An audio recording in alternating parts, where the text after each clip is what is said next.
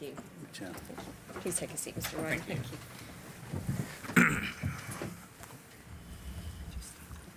Yep. Yeah.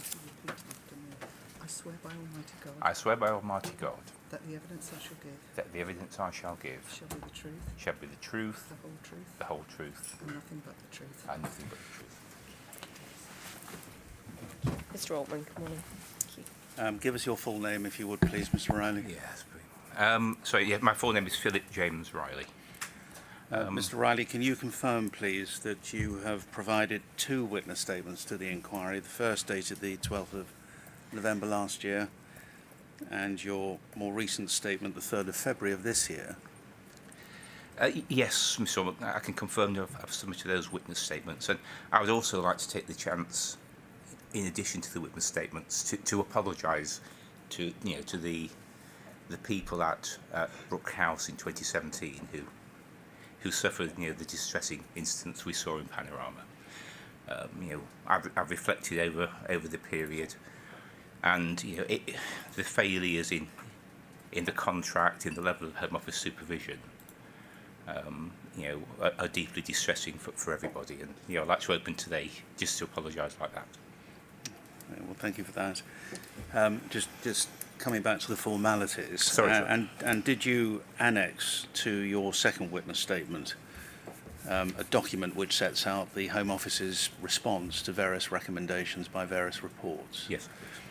Chair, those are respectively HOM 033205, that's the first witness statement, HOM 033251, that's the second witness statement, and HOM 033250, which is the annex, which I just made mention of.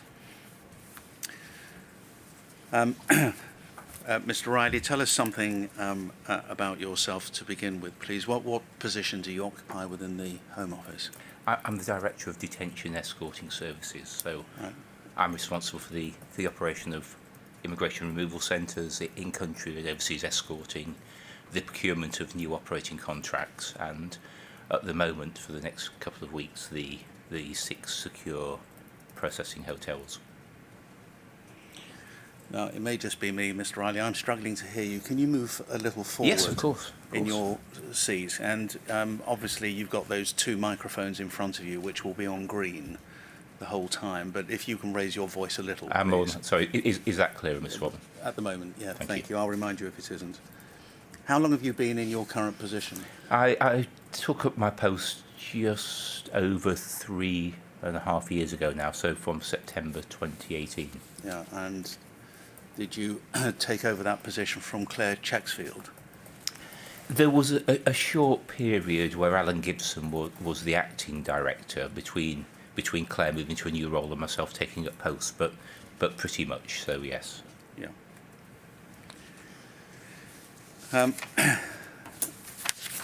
In your paragraph 5 of your first witness statement, you talk about having rewatched the Panorama documentary. You shared the shock felt by your Home Office colleagues, predecessors and ministers at the treatment of people detained at Brookhouse by some G4S staff.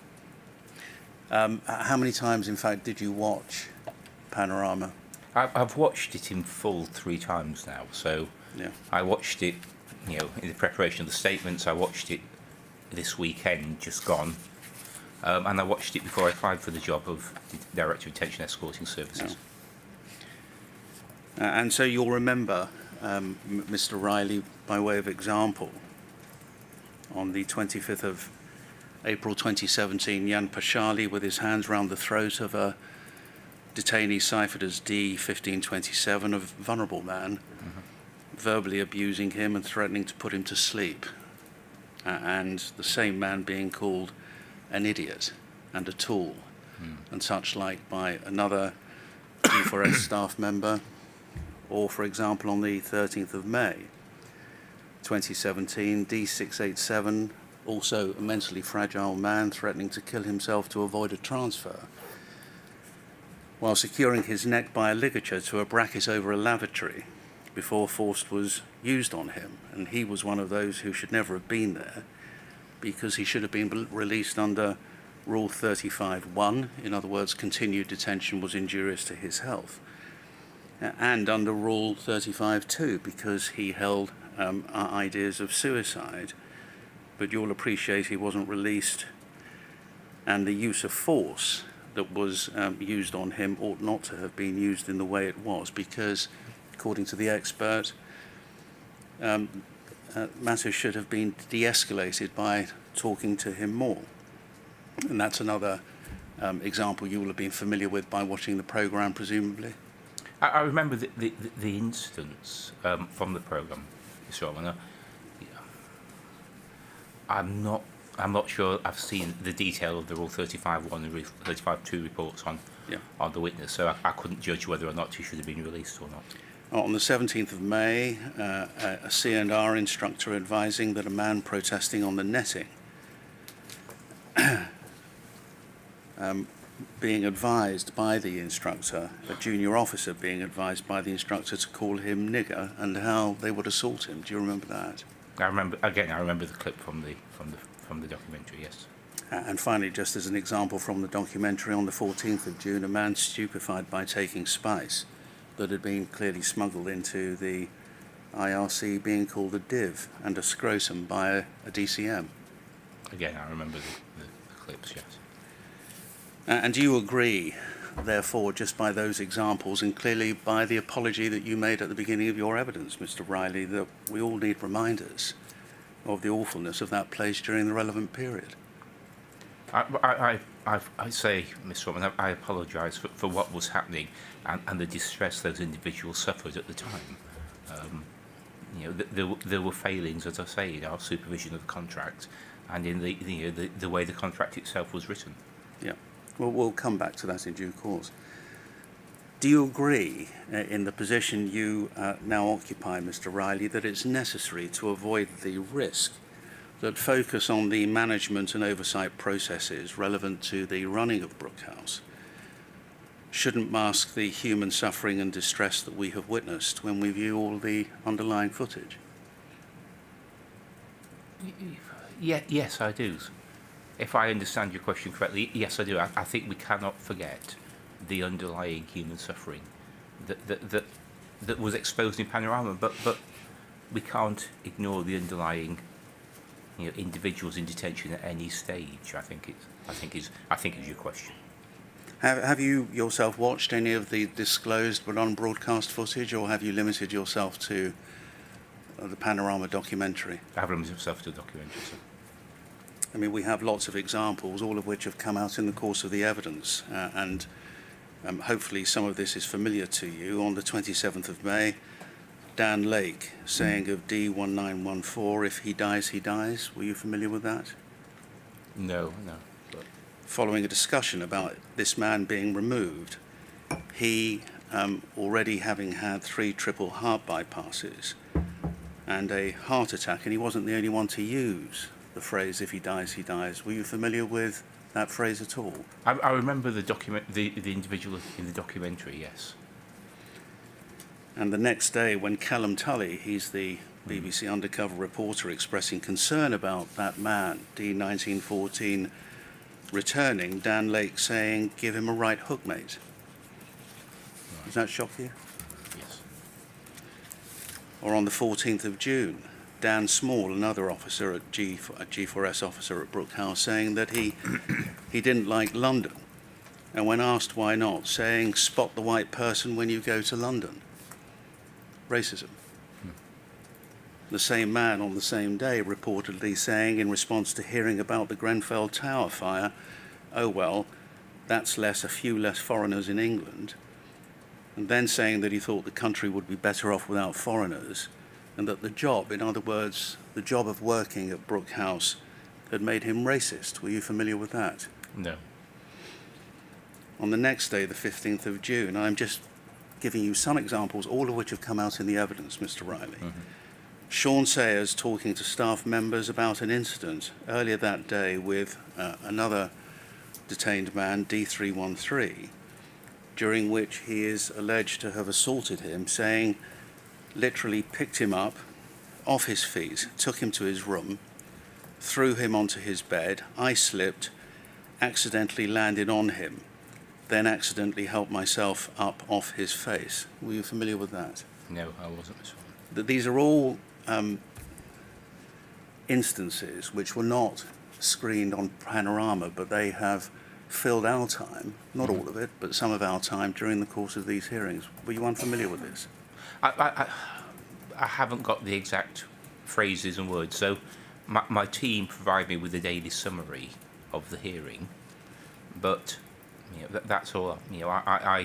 I intend to watch more of the evidence when I get the chance. Yeah. It's a particularly busy operational time at the moment as we prepare for this year's small boat arrivals, put our contingencies in place, and look to repprocure the operating contracts for Derwent-side and Heathrow.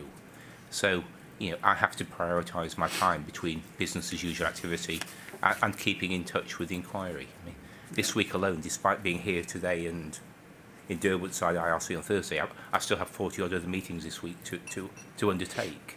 So I rely on Richard O'Connor and the team to provide me with a summary, and that summary doesn't always include every bit of detail of the evidence, I'm afraid. Well, let me give another example from the evidence. On the 19th of June, Sean Sayers, another employee of G4S, calling D720 a cunt and a fucking dick, and saying, I'm going to skull fuck you, saying to this man, I'm going to skull fuck you like the little bitch you are, in the presence of other staff members and detained people. Mm-hmm. None of it's acceptable, is it? No. And as I've already said, Mr. Watman, I apologise for the distress that the people at Brookhouse suffered at that time. Yeah. What you are saying, are more and more examples of the behaviours we saw in the documentary that are unacceptable. I accept that.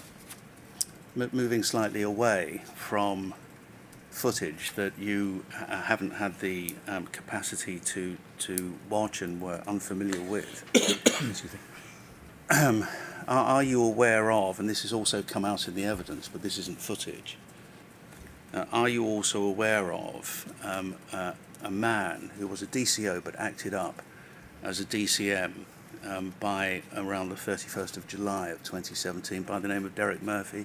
Does that name ring any bells with you? It doesn't, no.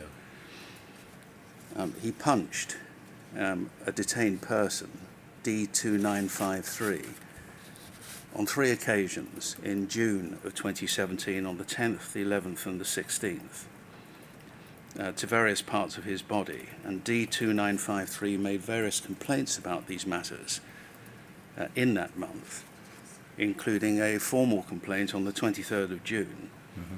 But these matters were not investigated by the PSU until October 2017. Right. And you should have seen some documentation to this effect over the weekend, Mr. Riley. Did you look at it? There was a complaint by this man. Yeah. This man, and there was a PSU report. Did you read that? I haven't read the PSU report. Why didn't you? Because we were asked on Friday evening by people on your behalf whether there were any extra documents which you ought to be aware of, which were not in the evidence proposal. And that process was completed on Saturday morning. It was emailed to the Home Office. Mm-hmm. And 2 of the documents which were included for your reading were D2953's formal complaint, CJS 001616, and the PSU report into that complaint, CJS 001506. Why didn't you read it? I spent the weekend reading, Mr. Altman. There was a limit to my capacity to read documents. So I spent approximately 16 hours on Saturday and Sunday together in reading documents and refreshing myself through the files. Yeah. But there is an awful lot in the bundle, and my capability and capacity to absorb that much, hits a buffer at some stage. And if I needed to have prioritised a different order, then I apologise. But it wasn't through lack of effort on my behalf. Well, one could question why you left it till Saturday. I have been reading... Sorry, Chair, that document was only emailed or notified to the Home Office on Saturday, so that is an unfair complaint. If Mr. Altman would like this witness to look at that document, we can take 5 minutes and we can look at that document. We have the whole day. There is no rush. I don't see why he can be criticised for a document that was notified to him on Saturday. Yes, when we were asked if there were any further documents only on Friday. I'm not going to take the time to ask Mr. Riley to look at this. I'm simply questioning what he's looked at and why, when we were asked if there were extra documents, and a table of extra documents, of which there were about half a dozen, were sent on Saturday morning, Mr. Riley didn't look at one of the documents which was put in that list. It's as simple as that. Thank you. Did you listen, Mr. Riley, to the evidence of Gordon Brockington on Thursday last, on the 31st of March? Have you had an opportunity for that? No, I've looked through the transcript of his evidence, though. And in the course of his evidence, you know who he is, Yes. clearly. And in the course of his evidence on the 31st of March, Mr. Brockington insisted, reflecting G4S's view, on his understanding that the incidents shown on Panorama were isolated incidents. In effect, he was telling the inquiry that his understanding was that that was the limit of the abuse. Do you agree or disagree with him? I wasn't at Brookhouse at the time. However, my view is that it is dangerous to conclude at any stage that things are isolated until they've been properly investigated. And if warning flags are raised, then a full investigation needs to take place to understand the extent. And we've seen this recently. There've been issues with other operation contracts not in the custodial area, where we have not relied on the fact that they're isolated, and have taken a more root and branch approach to the review in partnership with the supplier. So I heard what Mr. Brockington, well, I read what Mr. Brockington said. I can't comment on his view of Brookhouse at the time or his personal view, but I would take a different view if I were faced with such an allegation. If you look at your paragraph 7 of your first witness statement, at page 3, you say, even with the benefit of hindsight, I do not consider that there had been any indication that the abuses in question were in any way inevitable. What do you mean by that?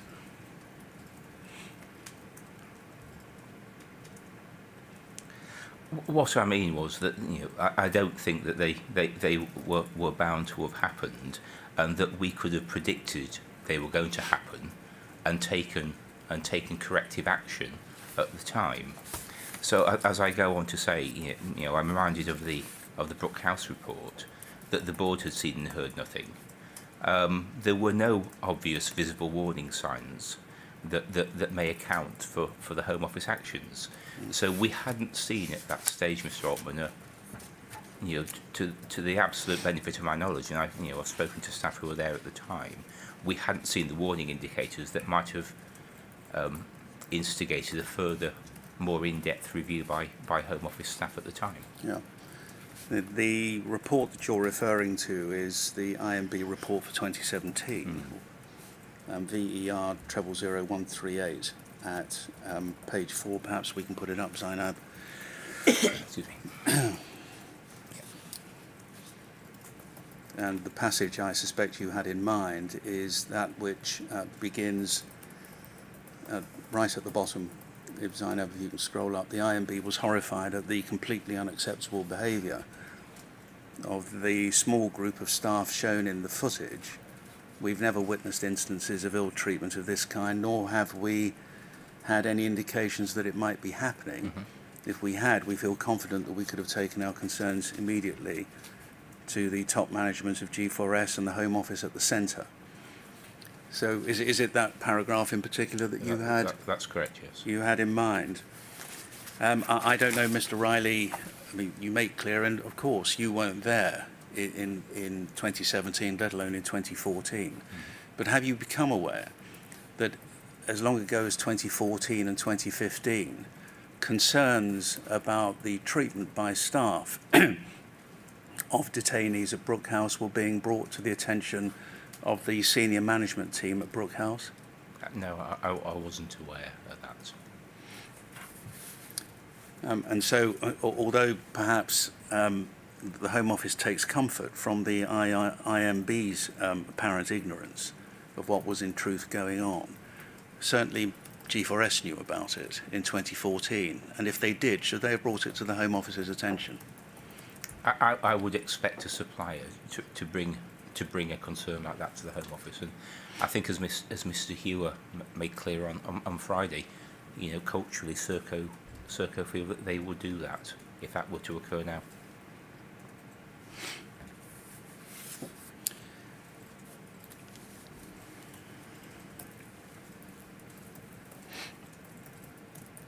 In that same paragraph of your witness statement, do you see where you say the absence of obvious visible warning signs may also account for Home Office staff not reporting any apparent abuses during the relevant period? Mm-hmm. And presumably you mean the frontline Home Office staff in Brookhouse at the time. That's correct, yes. You add, I believe, that had any Home Office staff seen anything of concern during the relevant period, they would have reported it. As a senior leader in the organisation for 3 years who spends much of his time inside our IRCs, I'm very confident that were Home Office officials to become aware of any recurrence of this kind of mistreatment, it would not go unchallenged. Out of interest, how much time have you spent in Brookhouse since you've been in post, Mr. Riley? Oh, I've visited Brookhouse a number of times, and Tinsley House next door as well. I think I was last in Tinsley House in November, and I have visited Brookhouse on at least 3 occasions last year. So I go to IRCs on a regular basis. It's not just Brookhouse, it's not just Tinsley House. You know, I have 7 sites, short-term holding facilities, and other sites holding rooms in ports to visit as well. So I spread my time. It's also been difficult over the last 2 years with COVID to visit as often as I've wanted to, because I didn't want to become a super spreader and spread COVID from centre to centre. So my visits were reduced somewhat in the last year or so, but I still make regular visits to IRCs, and when I visit, I make sure that I speak to everybody. I speak to the health staff, I speak to the supplier teams, I speak to the Home Office, and most of all, I draw keys and speak to residents. Of course, you came on post a year to the month after the Panorama programme was first broadcast. Did you make a conscious effort to make sure that your visits to IRCs, and of course we are dealing with Brookhouse in particular, but were more frequent perhaps than your predecessors? Do you know if they were more frequent than your predecessors? I think they were more frequent than my predecessor for various reasons. Claire had some mobility problems, and she when she went out to the centres, she perhaps didn't go out and about as much as I do. I have a different leadership style to Claire. It's not to say that mine's better or hers is better, but we have different styles. I spent 20 something years in the prison service. I'm used to operating in a closed institution, and I feel comfortable going out on my own and speaking to residents. And there's a degree of usefulness on being on my own without supply or Home Office staff, and just sitting there sometimes and talking to residents and having a cup of tea with them and listening to their experiences, not just of detention, but of their experiences in general. And when you go, as you seem to be, forgive me, as you seem to be implying, do you go around the whole building? For example, do you go on the residential wings, all of them, the E-wing, CSU, or are your visits limited? They vary depending on the time I've got, what's happening. Over the last couple of years on COVID, if a unit's in outbreak, I've had to take a decision whether or not I've gone on it. Sometimes I see specific units, sometimes I take the whole tour, sometimes I go where it takes me at times. They're not particularly pre-planned when I visit on my own. If I visit with an official, and I visit with, for example, with ministers, the Permanent Secretary or others, then there's quite often a pre-planned agenda and tour route. So it's a mixed economy, Miss Robin. Yeah. Paragraph 8 of your first witness statement. Whilst the ill treatment of detainees was perpetrated by G4S and not Home Office staff, I accept that there may be legitimate questions asked of a system that allows individuals like these to have been allowed to pass through the Home Office's certification process and commence work in an IRC. Yep. What legitimate questions do you have in mind? That I look at the assurance processes that we have now and the monthly meetings to review complaints against supplier staff, our 100% audit of use of force, and the safeguards we have now, which have been properly resourced. And I wonder that if we had them then, would it have made a difference? And why didn't we have those in place then? And could we have reasonably have predicted that this would have happened? And then and not, as I say, but with hindsight, perhaps our assurance measures should have been better. You continue, there were clearly organisational failings on the part of the Home Office, mostly in the areas of performance management and assurance, which subsequent reports into our oversight of Brookhouse have rightly highlighted. I imagine that the inquiry is likely to hear evidence of a combination of factors that created the very challenging operational environment of Brookhouse at that time, including a high proportion of particularly challenging time-served foreign national offenders and the proliferation of dangerous psychoactive substances. Nonetheless, whilst I accept that the environment at this time was a very challenging one for staff, I don't accept that there was any excuse for some of the appalling behaviour perpetrated by certain individuals in the documentary. So that's your position, Mr. Riley, and one assumes you've not changed your mind. No.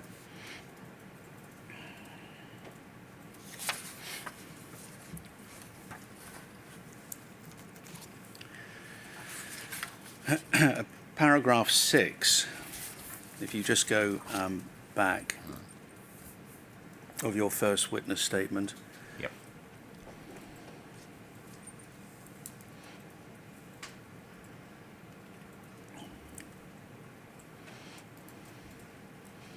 I may have a wrong reference. I thought it was paragraph 6. I may be wrong. Somewhere you say, and you may remember this, that you remain clear in your opinion that the misconduct in question was perpetrated by a small minority of staff who were not reflective of the whole workforce of the culture. Do you remember saying that? Yeah, that is paragraph 6, Mr. Watson. Yeah. Oh yes, I've obviously taken my eye off it. Yes, thank you. As you said at paragraph 7, you were very confident that were Home Office officials to become aware of any recurrence, it wouldn't go unchallenged. At paragraph 8, you say, as we saw, it's the ill treatment of detainees. The ill treatment of detainees was perpetrated by G4S, not the Home Office. And if we go to paragraph 16, if you would, towards the bottom of that paragraph, I'm confident that had any Home Office officials on site become aware of serious misconduct on the part of G4S colleagues, they would have reported it. I must infer, given that no such abuse was reported, that individual staff at Brookhouse were oblivious to the conduct of certain G4S employees. You may be aware that the inquiry has heard a good deal about lack of leadership, failures of oversight, about what that means for institutional practice and culture on the ground, and about how behaviour and attitude cascades downwards. Are you aware of those themes which have littered through the hearings? Broadly, Mr. Watson, broadly. Paul Gasson, is that a name that's familiar to you? Yeah, yes. The Home Office compliance manager, he was a little reluctant to accept that as the Home Office and the detaining body with responsibility for detention, that he set the standards and tone. What do you think about that? Well, I can't comment on Mr. Gasson's personal view, but I do know that the current head of operations, Michelle Smith, who I think submitted a witness statement, and the current service delivery manager at Gatwick, Simon Murrell, are very clear about role modelling behaviours. It's something I believe strongly in, that the senior leaders should role model the correct behaviours, and give that leadership to the staff. And that's not just at that level, it's at my level as well. Yeah. And I've been very clear it's taking a post to send out weekly messages to staff, setting out important messages for myself, which I think are key. I have staff calls. I've done a lot of work on staff culture with my oversight team, both operational and non-operational staff, to make sure that that messaging is there and the expectations of senior leaders are clear to staff at all grades, both operational and non-operational, in detention services. He did concede that he was at least part of the culture. But are you agreeing that the on-site Home Office official contributes to the institutional tone and culture and helps set it? I think it's far easier now to do so, that we have a stronger team and a better delineation of responsibility. But equally, yes, I think we always, as all leaders, have a responsibility to set the tone. But I refer later in my statement, I know, to the increase of staff we put in there into Brookhouse and to other IRCs, and to have a team dedicated to the compliance and the relationship with the supplier. And I think that also goes to set the tone of what's expected as well.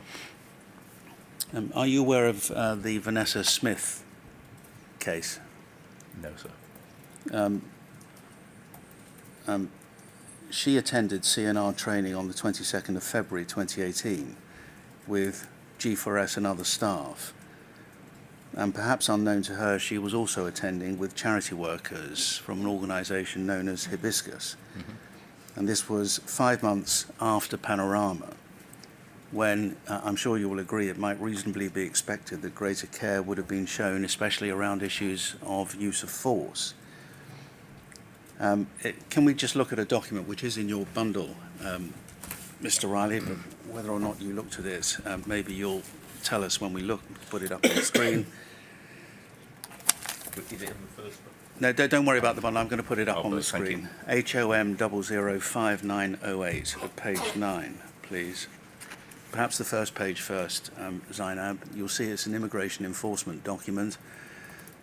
An investigation into alleged misconduct by Vanessa Smith. And if we go to page 9, please, these summarise what the allegations were.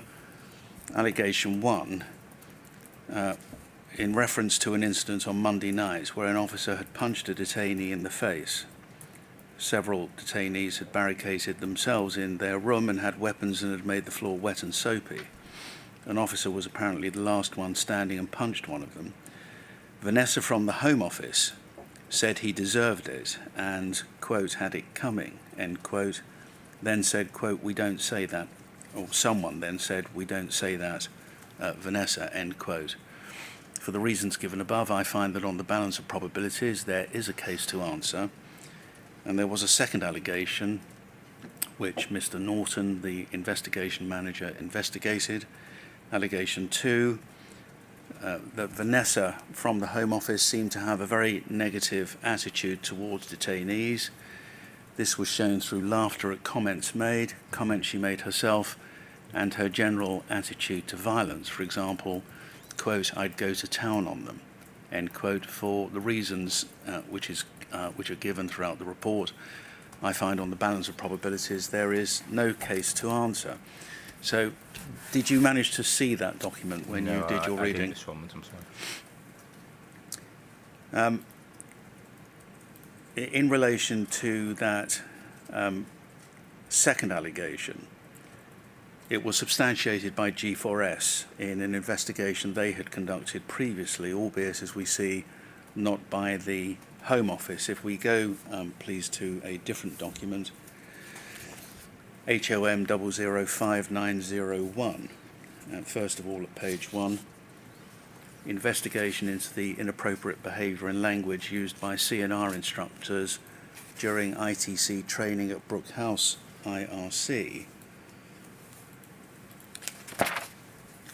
And if we go, please, to page 8, we'll see allegation 12. There were several allegations against several people during the course of this investigation, Mr. Riley, but allegation 12, Vanessa from the Home Office seemed to have a very negative attitude towards detainees. This was shown through laughter at comments she made herself, and her general attitude to violence. As we saw in the Home Office document, I'd go to town on them. All three of the Hibiscus staff reported a significant level of concern around the behaviour of Vanessa, which will be raised by the investigating officer with her immediate line management at the Home Office on the 1st of March 2018, substantiated yes. Presumably, Mr. Riley, none of that is anything that you would expect of a Home Office officer. No, it isn't. Do you think that undermines your confidence in Home Office attitudes or a willingness to report things? Or do you think this is just a one-off? I would hope that is a one-off. As I say, I am confident in the teams that we have in the IRCs, the numbers of the teams, and the fact that there are multiple levels of cover, including first line first line and second line assurance now, that Home Office teams would raise this. As I've said, Mr. Robert, we've done an awful lot of work over the last 4 years, in 3 years, 4 years, in learning from the Wendy Williams report, from what's happened at Brookhouse, and generally about our cultural attitude to how we treat people. And only last year we were doing cultural awareness workshops where we looked at our own culture and our beliefs and our ethical boundaries. And staff of all grades were invited on that and worked in groups both non-operational and operational to share experiences from each other. I can't ever be complacent, and as my team will tell you, I believe that learning and development is a continual process, and once you stop trying to improve, then there's a risk of going backwards. So I'm trying to instigate a learning culture where we keep developing and keep learning in new ways. But that's not the kind of comments I would expect from a Home Office member of staff, and I'm disappointed by it. I mean, we won't go through the report in the interest of time, Mr. Riley, but it might be worth you looking at it when you get a moment, because there were 17 other allegations, 13 of which were upheld. Many were against the CNR trainers who were involved in this course. But if you went through them, you could see the seriousness and scale of them, yet Vanessa Smith didn't report any of the language or the attitudes that she was clearly privy to, which again would surely be contrary to your expectations. As I say, Mr. I am disappointed in that, because my judgment, from what I know of, Paul Gasson, who I think is an incredibly valued member of staff, and the team that were there then, and the team that are there now in particular, who I know and I speak to regularly, it's my judgment that if they saw something like that, they would report it, and I am disappointed by this. I mean, if we go back to the other document, the Home Office document, investigation report, I previously put up HOM 005908 at page 7.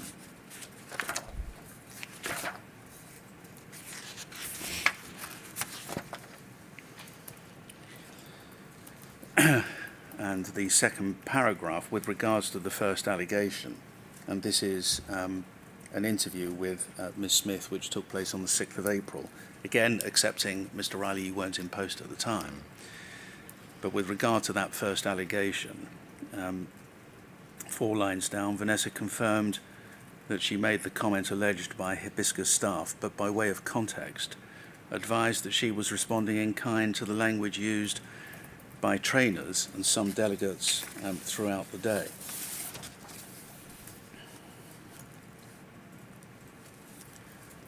And so, whereas you would expect a Home Office official, in whichever post that person, whichever post or role or grade that person occupied, you would expect that person, rather than to be influenced and encouraged and to play along, to do the officers and report, presumably. Yes, I accept that, Mr. Otten. It must be clear, Mr. Riley, that before you wrote either of your witness statements, you were completely unaware of this. I was unaware of this, yes. And you're still unaware of it today. Yes. And as I say, it is incredibly disappointing that a Home Office member of staff behaved in this way.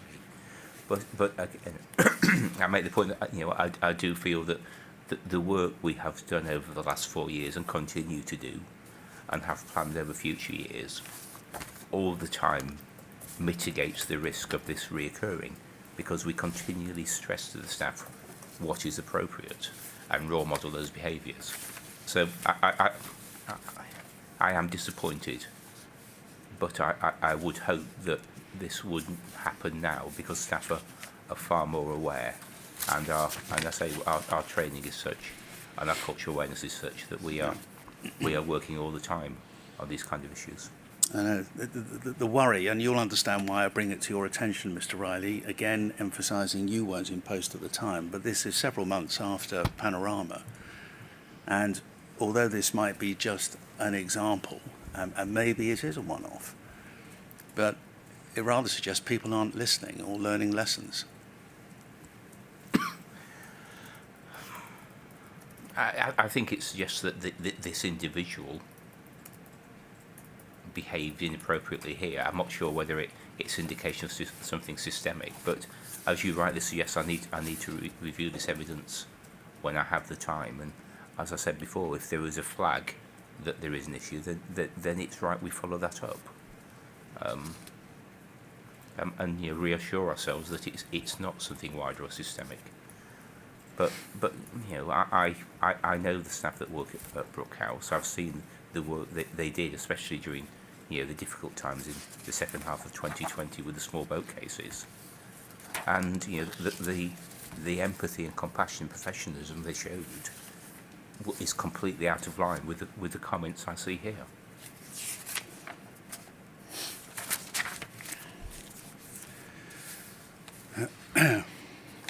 Let's move away from that then, please, Mr. Riley, and give some consideration to the original contract. Mm-hmm. You deal with this in your first witness statement. There's a section which begins at paragraph 21, but can I invite your attention to paragraph 24?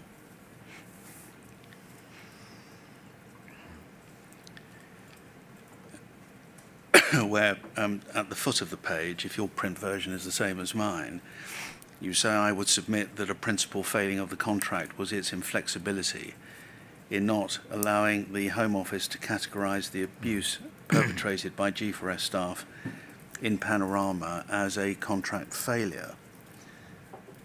You call it a principal failing. What were the others that you had in mind?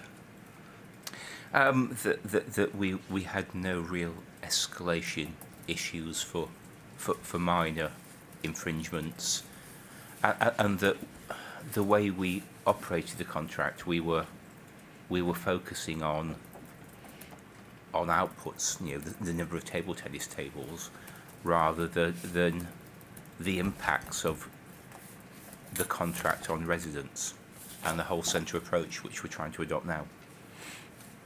Can we put up on screen, please, a statement of Nathan Ward, DL 0000141. You know who Reverend Nathan Ward is, I assume, yeah. And if we go, please, to page 28. Let's look at paragraph 86 at the foot of the page.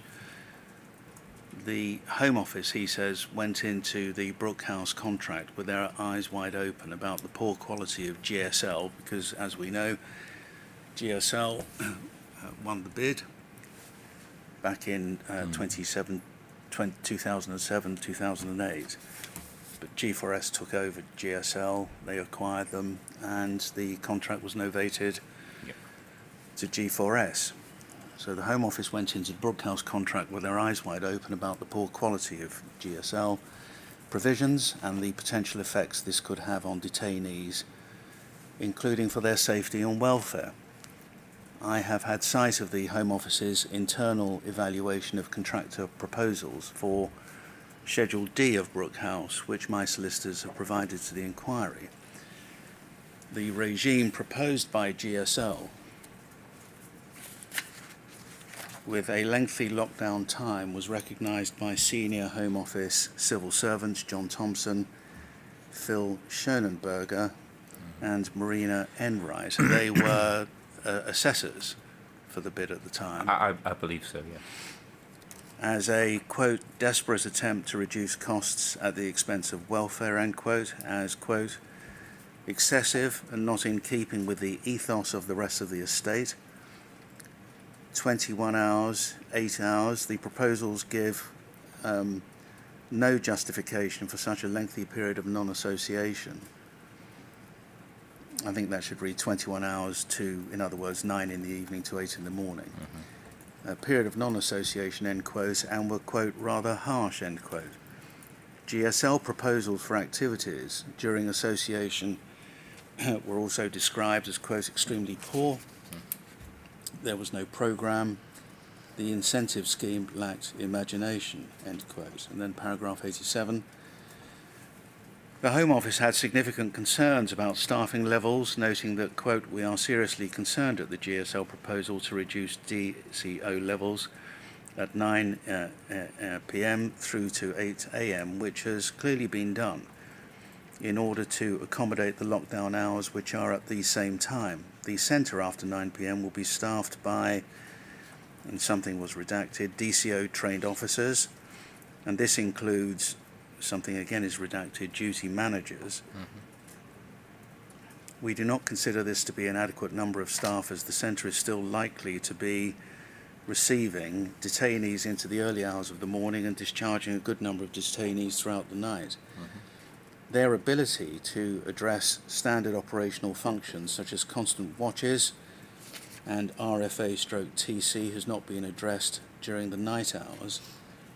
GSL's staffing levels overnight were deemed to, quote, border on the unsafe, end quote. The Home Office described the proposals by GSL and others that had provided similar bids as follows, quote, an ethos of cutting corners and meeting basic standards was evident from much of what we read, and we are especially disappointed at the extended lockdown hours proposed by these 4 bidders. This appears to be a desperate attempt to reduce cost at the expense of welfare. And then paragraph 88. The Home Office's concerns about GSL's bid are self-evidently stark, but were not enough to dissuade them from agreeing the contract given the extremely low cost of the bid. And it's clear the bid was won on the basis of 50% of the evaluation being based on commercial interests. It's all the more concerning that the Home Office's concerns about the bid all came to pass, with the HMCIP from 2010 repeatedly criticising the unsafe, harsh regime and poor conditions. These same basic problems were evident when I was working there in 2011 to 2014 to a greater or lesser extent, and were the same concerns repeated by HMCIP in 2016.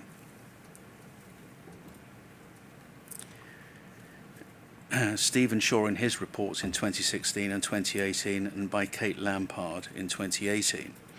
Lampard documented significant concerns about the dangerously low staffing levels and inadequate activity provision in breach of Rule 17 of the Detention Centre Rules of 2001. This led her to conclude that the physical constraints, lack of facilities and environment made it, quote, unsuitable to hold the number of detainees it does, end quote, and, quote, unsuitable to hold any detainee for more than a few weeks, end of quote.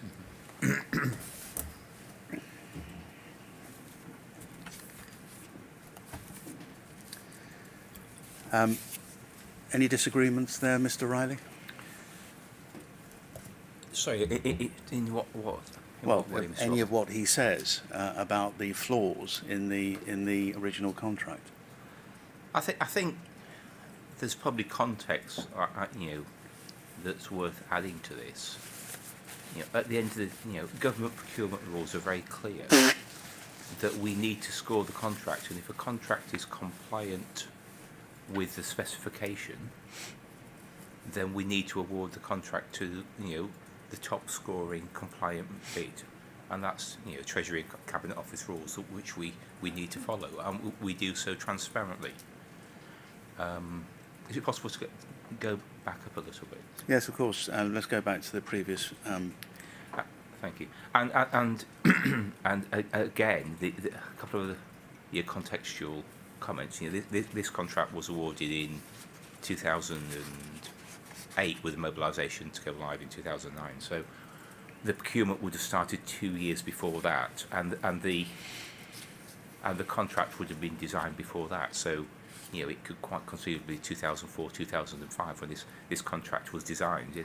That was a completely different position, and one of the things we need to get to grips with, I think, is that there is a lag between contract design, procurement and operation.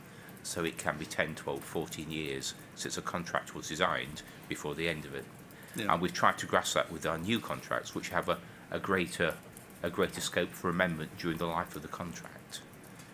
And finally, I'm not sure the comments here from Mr. Thompson, Mr. Schoenberger, and from Ms. Enright. I'm not sure at what stage of the review of the bids it was, because they go through certain iterations. And again, at the moment, we have a negotiation during the contracts where if there are areas we are concerned about which we think barely meet the specification, we can go back and challenge it before the final bids are put together. So it would be helpful for context to understand at what stage of the procurement process these comments were made. But more widely, I accept the comments in terms of the 50% cost, 50% value, quality on there, and we've again, excuse me, moved away from that in our new generation of contracts now, and that costs only 35% of the assessment process, and quality and social value are the other 65%. So it was too heavily weighted. At the time, yes, if I was asked my opinion. But I don't know how and why the contract was designed and what the Cabinet Office rules were at the time. Yeah. And it could well be, if we investigated, that the Cabinet Office rules may have said at the time, for contracts of this size, they had to be 50% on cost. So it will probably need some further digging on that. I mean, we can look at the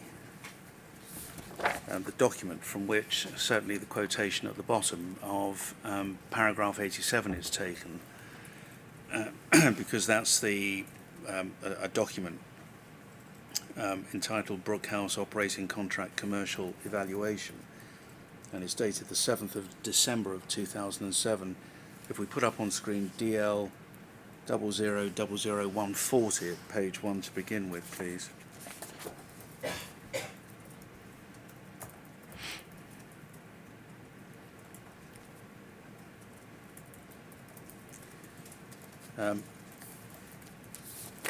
These were exhibits, and there were several of them that Reverend Ward exhibited to the witness statement we've just looked at. If we go to page 40, and you can see that is a document, or a kind of document that may be familiar to you, Mr. Riley. It is. We have a different process now in terms. We try and operate. The Cabinet Office have revised their playbook, as it's described, for procuring contracts of this type, and we have different stages now. So it's difficult to align this to which stage of the process it was, but we do have documents that are similar to that now. If it's helpful, Mr. Ottman, I can send you a copy of the Cabinet Office playbook, which sets out our process as we use it now. Yeah, well, that would be useful, so thank you for that. If we go, please, to page 69 now.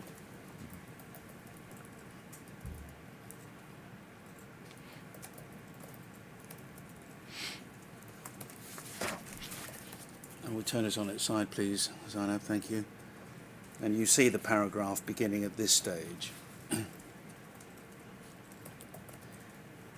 last three lines, an ethos of cutting corners and meeting basic standards was evident from much of what we read, and we're especially disappointed at the extended lockdown hours proposed by these four bidders.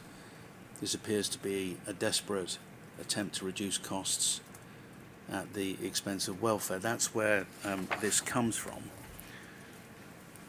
And why I ask you about it is because Philip Schonenberger gave evidence to the inquiry, as I'm sure you appreciate, on the 23rd of March.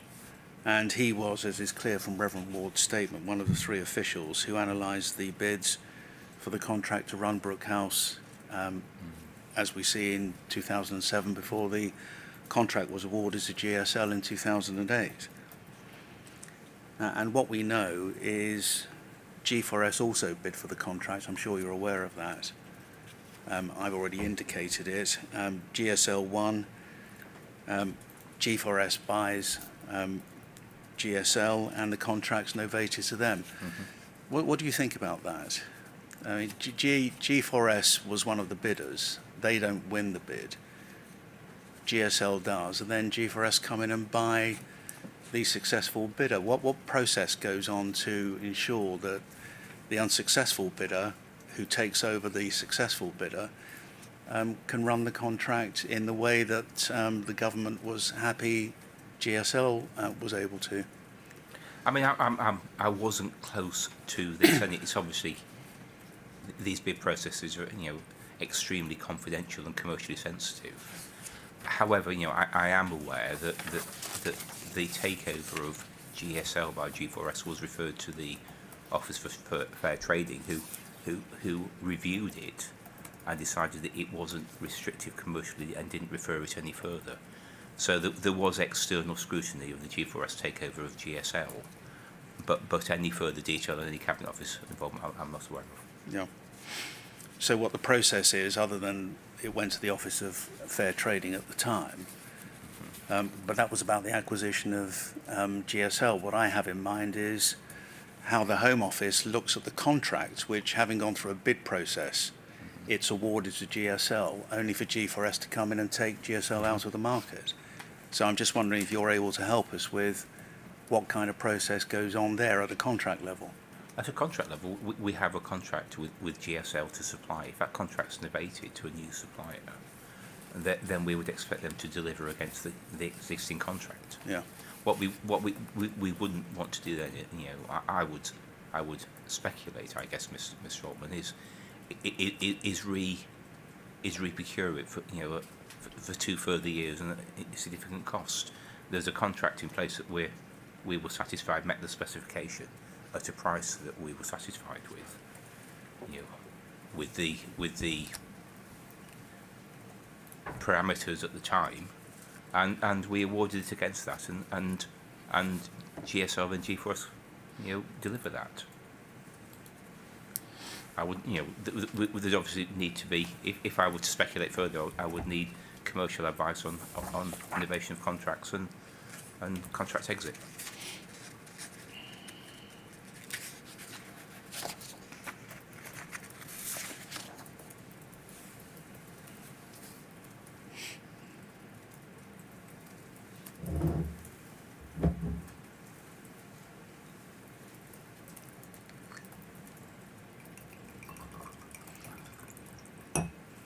Can we just go back in the document, please, to page 62?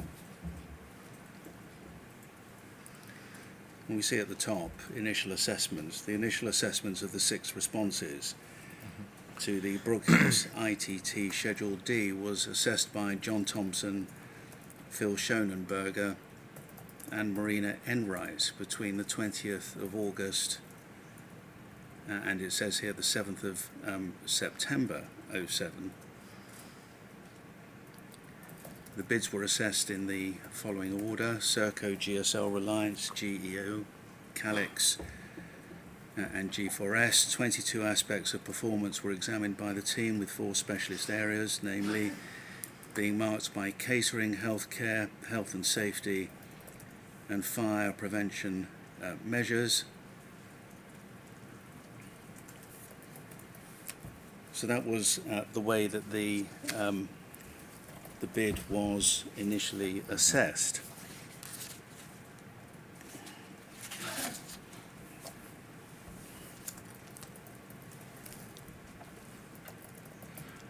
And if you go to the final assessment on page 70, please, at the top, the bids were remarked in the light of clarification responses from the bidders between the 20th and the 25th of September, and the document provides comments included in the summary of each bidder's response. And then they made a series of points about staffing, post-clarification, and then on to page 71, conclusions.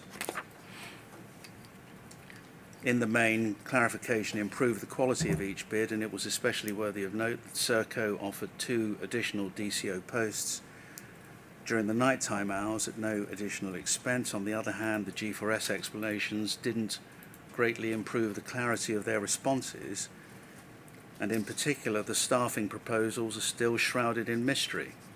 Some bidders have sought to provide reassurance about the time that lockdown commences, but this is not borne out in their original staffing tables. To reflect the decision by the project board not to pursue the option of a contact management service and to withdraw a mark for staffing levels from the operational response, it's been necessary to take out those sections from a table which is produced on the next page, which perhaps we don't need to look at. It's this sort of thing, really, which I had in mind, Mr. Riley, because, at the time of the original bid, staffing levels, or staffing proposals, which is a serious issue in terms of running an IRC, so far as G4S's bid is concerned, it was still shrouded in mystery. Would that mystery have been interrogated at all once G4S took the contract over from GSL? Can you help us?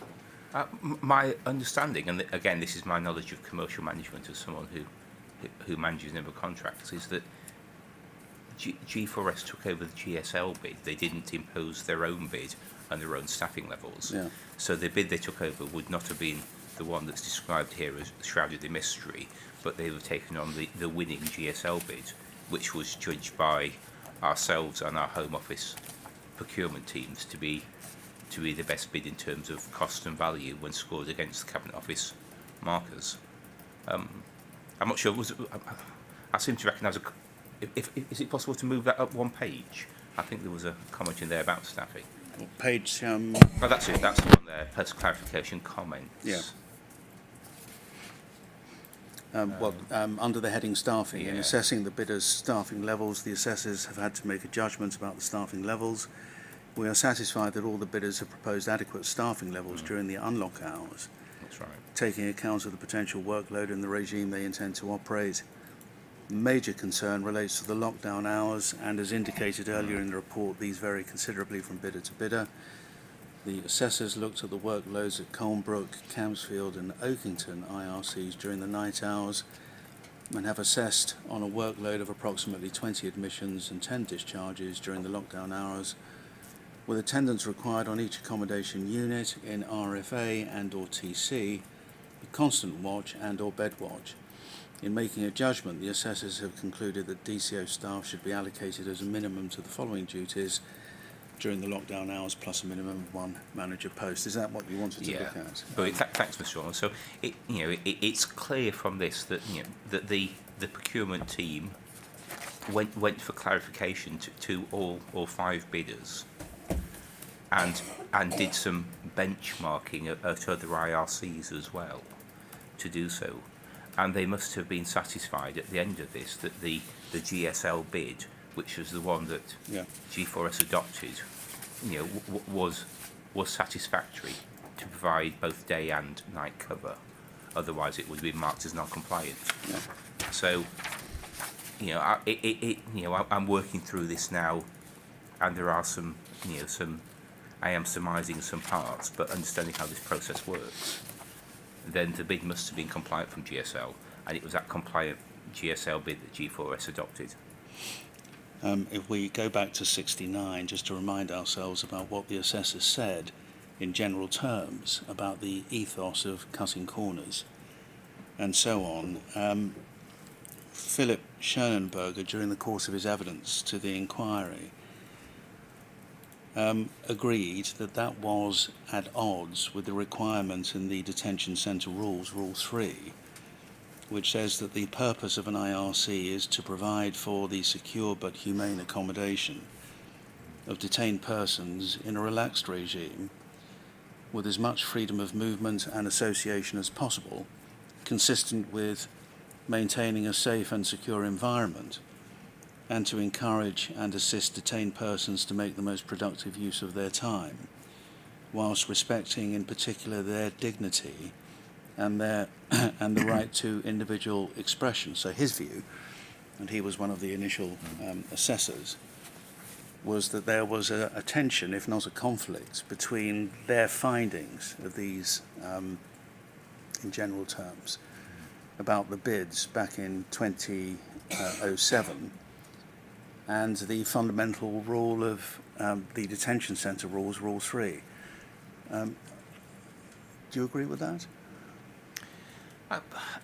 As I say, Mr. Roberts, there was a very clear framework to award contracts of this level, which we must abide by as a department, that's set by the Cabinet Office and Treasury, and that sets out how bids are scored and judged. Our role is to set a specification that the bidders bid against. I can only surmise that the bids met that specification, or else they'd be non-compliant in the bidding process.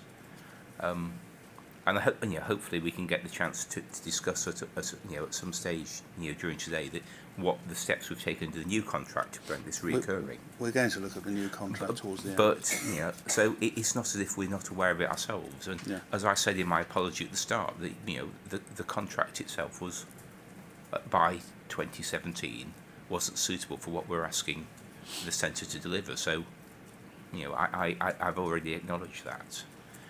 What I'm saying is at the start of 2007, we hadn't got the full freedom to award a contract as we saw fit, because there are very clear government procurement rules we have to abide by. One understands all of that, Mr. Riley, but this inquiry is examining what went wrong at Brookhouse. Yeah. And as I said, Mr. Orton, by 2017, there were insufficient staff within the centre to operate this, and we've recognised that, and we've hopefully moved on from it. Yeah.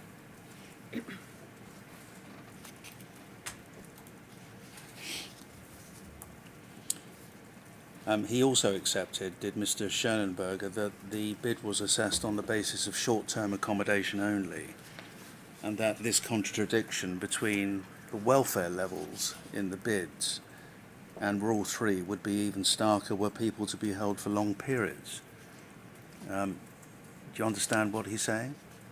Yeah, there's a question that seems to keep reappearing here about what Brookhouse was designed for, and the length of stay that I've not myself been able to nail down this view that it was only ever designed for a 72-hour stay, which is patently incorrect, and that IRCs have always had people for longer than that.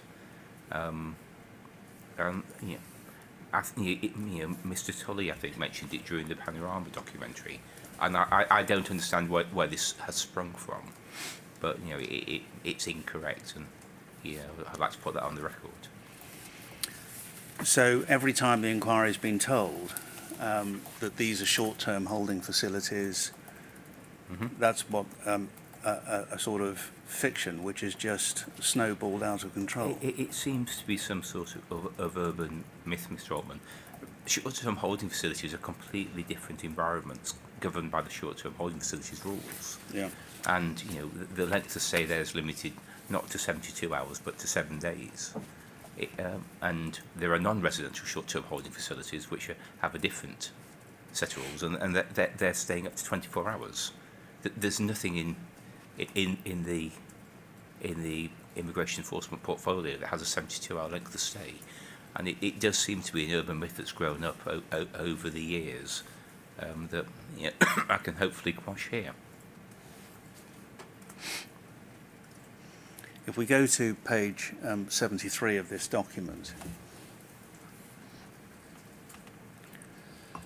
well, first of all, we see, as I've already indicated, the marking of the final assessment. GEO, GSL, Serco and G4S was fourth, and then the two other bidders, fifth and sixth.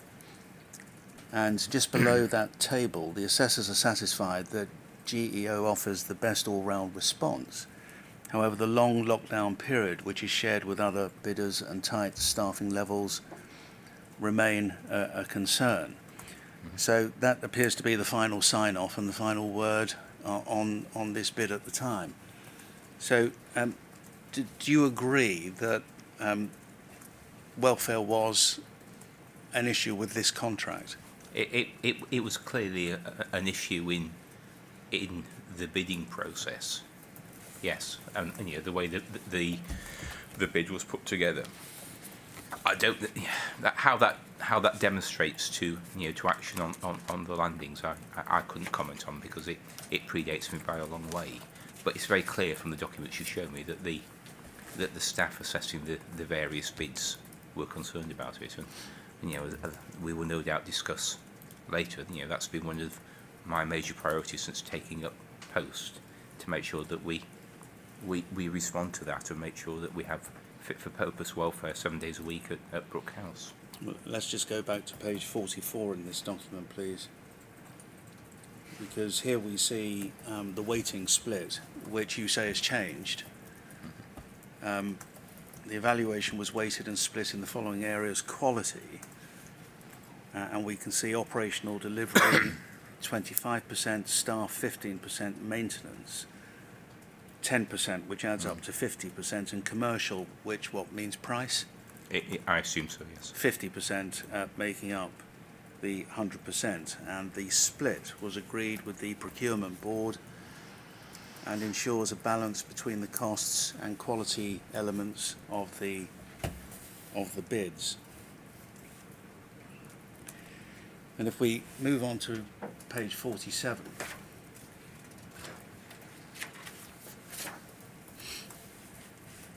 at the top, the Brookhouse tender has delivered significant 35% cost savings compared to the original budget, and is below the current average cost per bed when compared like for like on 2009 projections.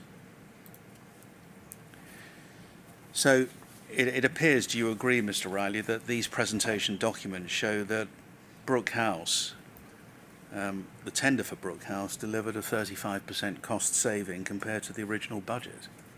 That's what it says here. Yes. Mr. Schonenberger told us that he didn't know at the time how much the budget was, or when noting the cost cutting, that the Home Office had in essence more money available. But in the end, and I think you agree this, certainly looking at the presentation documents for the bid and for the contract which was finally awarded to GSL, all the bids cut corners.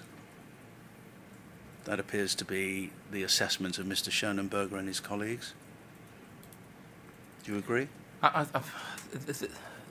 The bids were the company's bid against the parameters we set them, and by the way we set the scoring for cost and quality at 50-50 and marked, then it did encourage those behaviours. Yeah. But as I say, I'm not sure whether that was a Home Office or a wider decision. But yes, I accept that it encourages people to put in a cost-efficient bid, because that drives down the cost and then pushes up the score. Yeah, whether it is Treasury-led or Home Office-led, you're speaking on behalf of the Home Office. I accept that, but I don't want to speculate if it was out of the Home Office control and the Treasury were doing it. No, I understand what you're saying, but Mr. Schonenberger was a Home Office official. I don't know about the other two, but he was one of the assessors of all of the bids. This was going to be a contract run by the Home Office, even though Treasury rules underlay the nature of the procurement process. I'm sure we all understand and accept that. But there is no question, if you can just take off your Home Office hat for a moment, Mr. Riley, there is no question that the bids cut corners. That's what the assessment says. I'm not sure I'd use the word cut corners, Mr. Altman, but the bids have done all they can to minimise costs, including staffing costs overnight. I accept that, but I wouldn't use the word cut corners because I don't know what the specification was. Well, Until I know what the specification was, I couldn't say whether it was corner cutting. And it may sound semantics, but they are quite emotive words. Well, they are. And that's not what I would use. No, maybe not what you would use, but if we go back to page 69, these are the words the assessor used. These aren't my words. But that is Mr. Schoenberger's view, but my view is that if we set a specification for a bidder to bid against, then we encourage the behaviours, and they have bid, on the basis that costs will be scored highly by reducing their night staffing. Yeah. But they must have bid against the specification that we set them. Yeah. And I do think that, that, let's say cutting corners is an emotive term in this. When we set the specification, they delivered against it. Well, emotive or not, there are the words, an ethos of cutting corners. Would you have expected the assessors to be aware of the specification when marking these bids? Yes. Yes. I would. That's what they So marked them if against. Mr. Schoenberger and his colleagues decided to use the words cutting corners, being alive to and understanding the specification they were working towards, whether you find it emotive or not, that was how they viewed it. Yeah, okay. And I say that's what he said, and I think, as I say, Mr. Rodman, I accept that the contract didn't provide the level of staff it needed by 2017. I've already said that and apologise for that. Yeah. It was just the terminology that I argued with rather than the Right, general thrust. We hear what you say. Are you prepared to agree, as we've gone through these documents, it compromised welfare? I think it had the potential to compromise the operations. Whether that's welfare or whether that's other operational delivery depends on how the staff were deployed. And again, the issue with this contract, and I have a personal issue with the contract, is that it didn't mandate staffing levels. What it mandated was a number of staff in the centre, and it was up for the supplier to deploy those staff. And that could have impacted on welfare, it could have impacted on reception times or discharge times, or it could have impacted on catering or other things. How it impacted was not clear in what I've seen so far, and that's why now we mandate the staffing levels in certain areas of the site and in certain facilities such as welfare to make sure that it can't be impacted.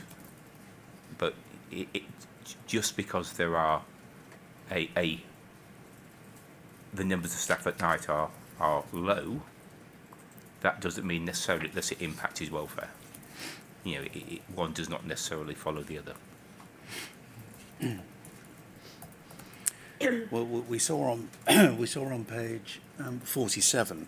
Just go back to that about the tender, the Brookhouse tender, delivering significant cost savings, 35%. Whose budget was this money coming out of?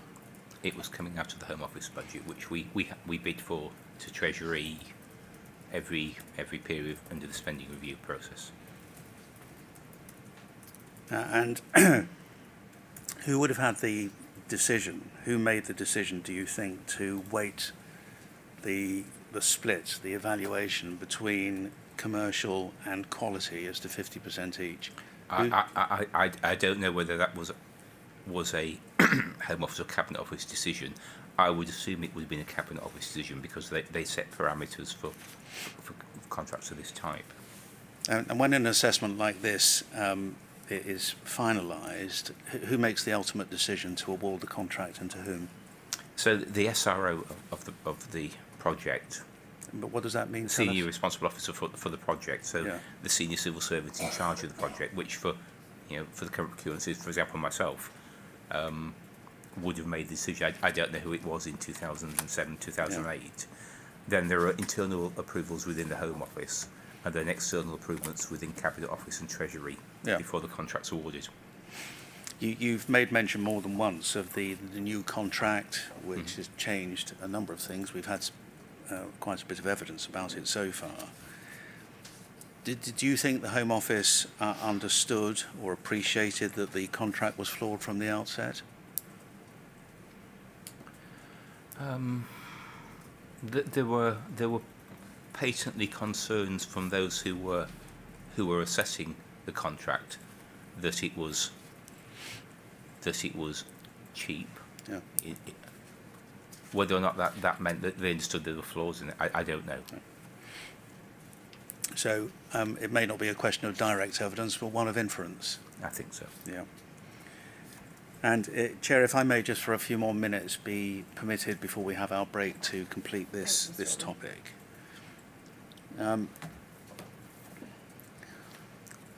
We've heard evidence from witnesses that suggest that the contract, that previous contract, and the approach to its enforcement emphasised immigration throughput rather than welfare.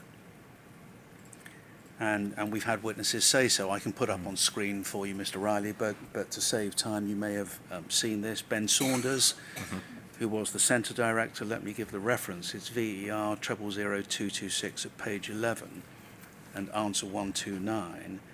He said their primary focus was all about the removal process. Absolutely right. Of course, they care about the welfare and at different degrees, but yes, their primary focus was the removal process. And Lee Hanford, who came in as interim director, in his Verita interview, VER 000239, page 11, answer 113, said, what is an immigration removal centre? What's the vision? I remember when Mandy Campbell was Director General, it was fed back to me that she was quite critical of our staff empathising with detainees. The only engagement should be removal, removal, removal.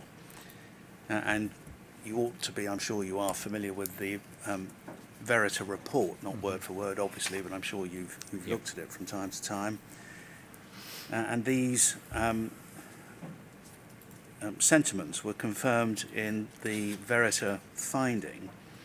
I mean, if we look at paragraph 14.39 to 14.41, let's just put this up on screen briefly. CJS 005923 at page 241, please.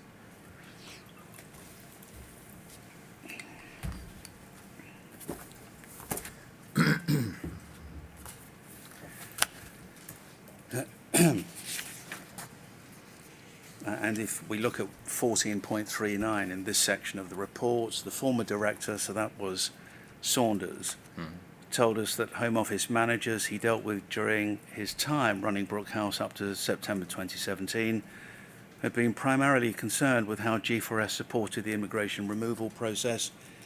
And I've just quoted from what he had to say.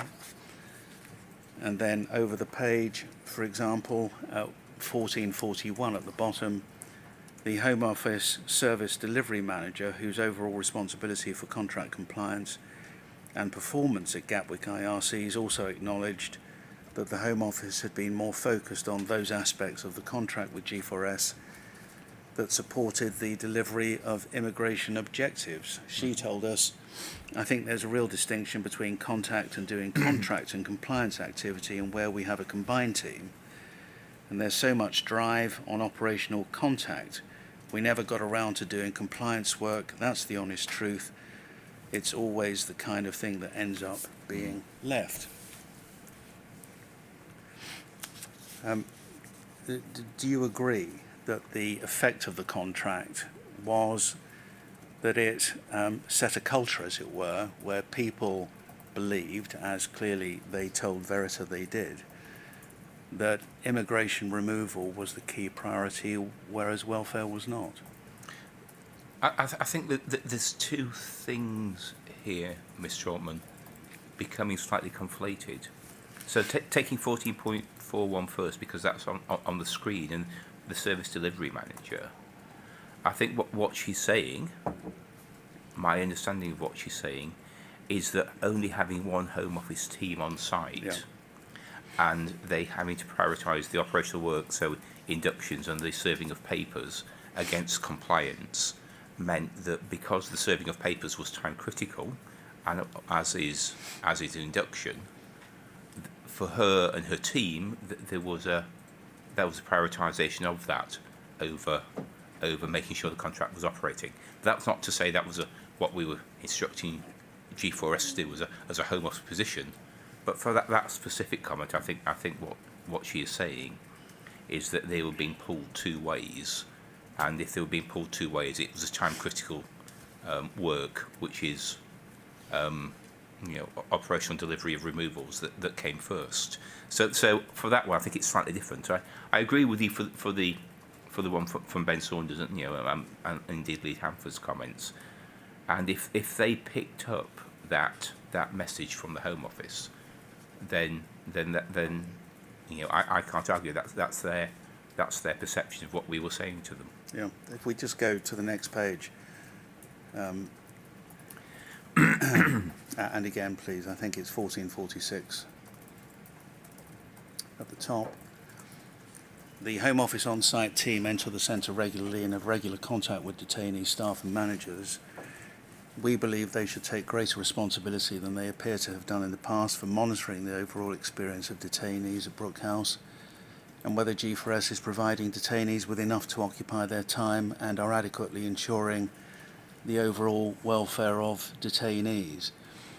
So it certainly seems from Veritas' point of view that there was a concern even with the staff on the ground that welfare wasn't being prioritised. I agree on that comment from Kate Lampard that the Home Office team, as I've said myself, we were too focused on delivering, serving of papers and doing the returns focused work. Yeah. We should have, as Kate puts it, taken more responsibility in monitoring the overall experience of detainees. And that's what we're doing now. It's not just about the management of the contract, but it's the impact of the contract on the life of residents in centres that's more important now. Yeah. So I do accept that. Thank you. Chair, that would be a good moment to have our quarter of an hour break. Thank you. Can I suggest back just a little after 1:45? Thank you. Thank you, Mr. Riley. Thank you.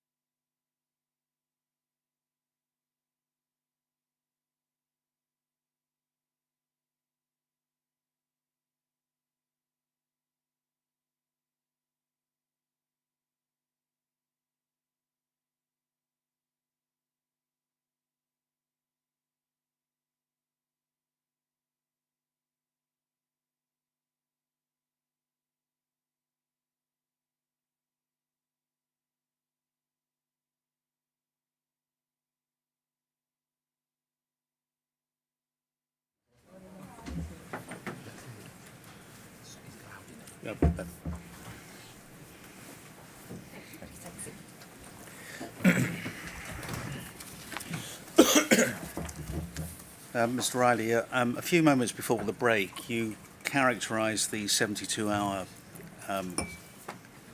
short-term holding as an urban myth, Indeed. as far as detention centres are concerned. Can I put up a document for you to consider, please? You won't have seen this before. It's DL 0000167 at page 1, and you'll see that this is a Brookhouse inspection report by the HMIP for the period between the 15th and 19th of March 2010, so it's of some vintage. And if we go to page 7, under brief history, Brookhouse opened in March 2009 and is a purpose-built immigration removal centre with a prison design. The centre was designed to hold detainees for no more than 72 hours. And so if it's an urban myth, it's an urban myth of some vintage, long Indeed. before you were at Detention and Escorting Services. Dr. Bowie, who is an inspection lead Indeed. at HMIP, do you know him? Yeah, yes, Dr. Bowie and I go back. He gave Many evidence years. to the inquiry on the 24th of March, and he was asked about this. And the question put on behalf of the inquiry to him was, we've heard this a number of times in this inquiry, do you recall? Thinking back to then, in other words, to this report in 2010, where that understanding came from, that it was designed to hold detainees for no more than 72 hours.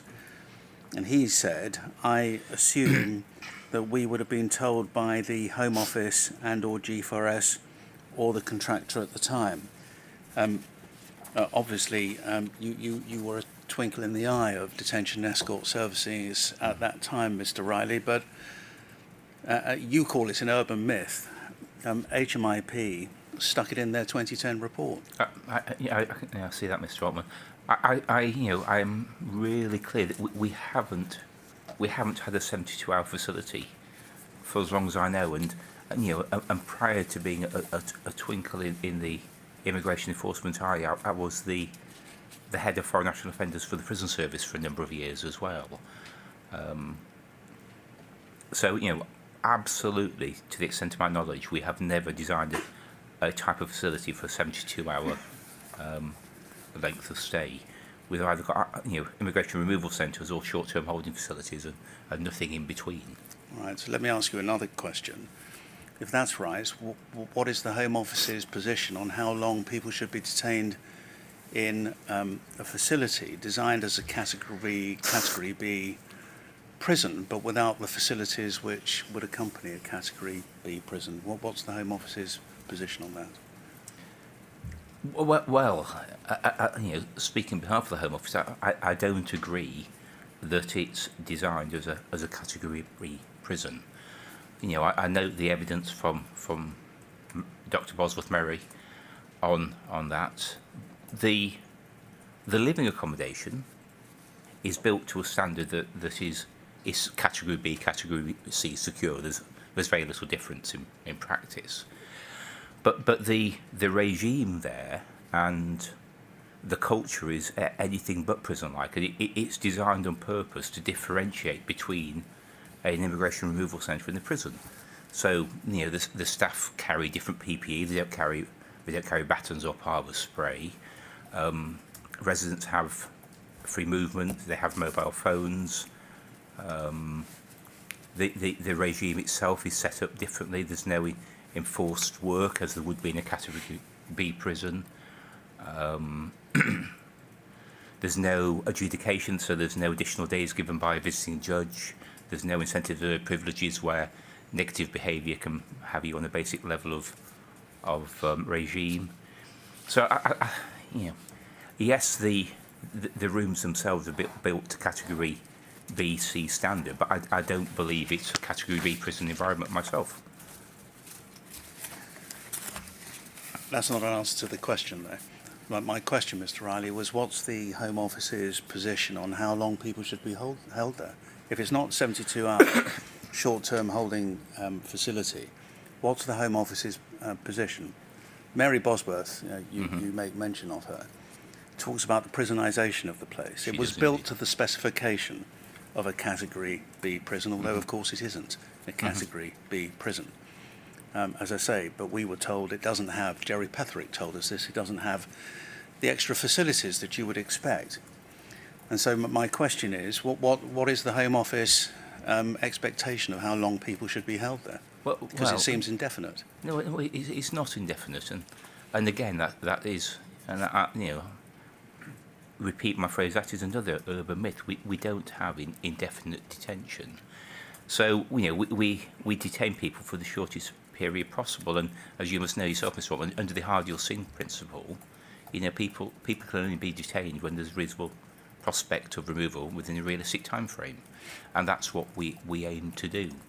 So in 2021, which is the last figures I've seen till the end of 2021, I think it's 86% of people were detained for 28 days or less, and 97% of people for 4 months or less.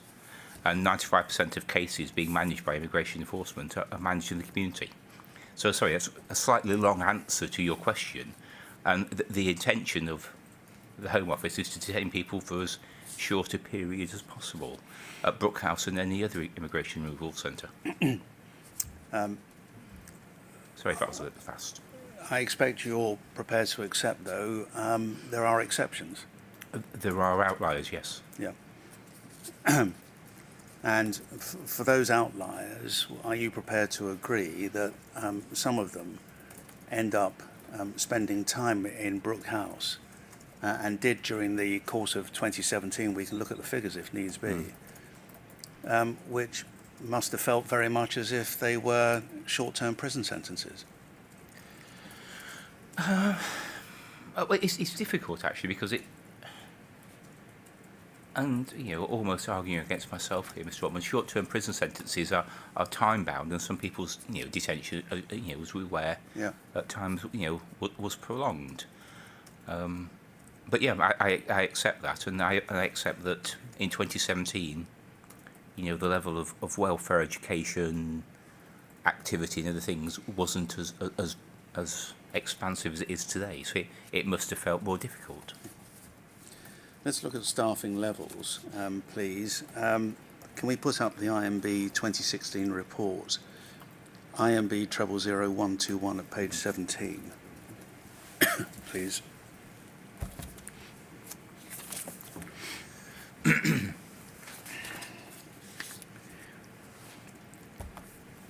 And if we go, please, to, in fact, 5.82, during that, in the course of that paragraph, you'll see the word during the year. Do you see about 6 lines down towards the end of the line? During the year, there have been times, notably July and August, and this report relates to the 2016 period from the 1st of January to the end of December. During the year, there have been times, notably July and August, where officer numbers have fallen, increasing pressure on those on duty and impacting adversely not only on staff motivation, but also on the operation of the centre. The board acknowledges the difficulties of planning staffing for temporary wing closures during the building upgrade and then the closure of Tinsley House. Problems were increased by the knock-on effects of the escape, which we were told happened in the early part of 2016, courtyard closures and short-term loss of the director in the aftermath of the Medway scandal. So that's when Ben Saunders was parachuted back into Medway for about 6 months from the beginning of the year to around June. Nevertheless, the board noted a period from August when officer numbers were a matter of concern. Do you accept the Home Office had to know about those problems? I would hope that the team locally recognise the staffing levels, because they should be monitoring them. Yeah. Yes.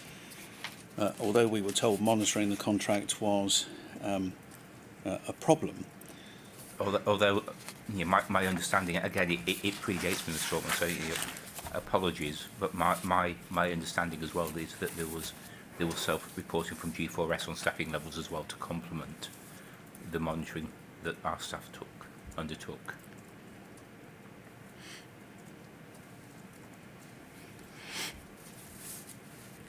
And insofar as the building itself is concerned, I've already touched on this, and so have you. She told us in evidence, and you will have read this, on the 29th of March, that the prison-like nature of Brookhouse affected the treatment of detainees. So she took it further. It wasn't just a question of the 72-hour detention issue, which we've already been over.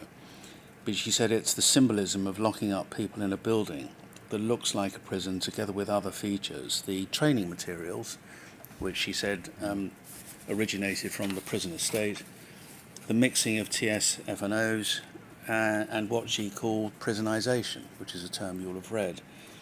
What's your response? That she, when I asked her about the treatment of detainees, she was very clear that the nature of the environment, the physical environment, was causative or contributory. I have incredible respect for Dr. Bosworth and her views, and I've asked her to come in and look at culture in certain areas since I've taken up post, and I know my predecessor did it as well. Because I think it's important to be challenged by alternative views, and my opinion on the prisonisation aspect is that we have to balance safety and security with the environment that Mary advocates. And when you look at, when Brookhouse was built, for example, it was built on the back of what happened in Yarl's Wood in 2002. And we attempted there to build a centre with a different environment, with a different physical structure that wasn't a Cat B or Cat C type prison built environment. And within 3 months of it opening, it had been burnt down.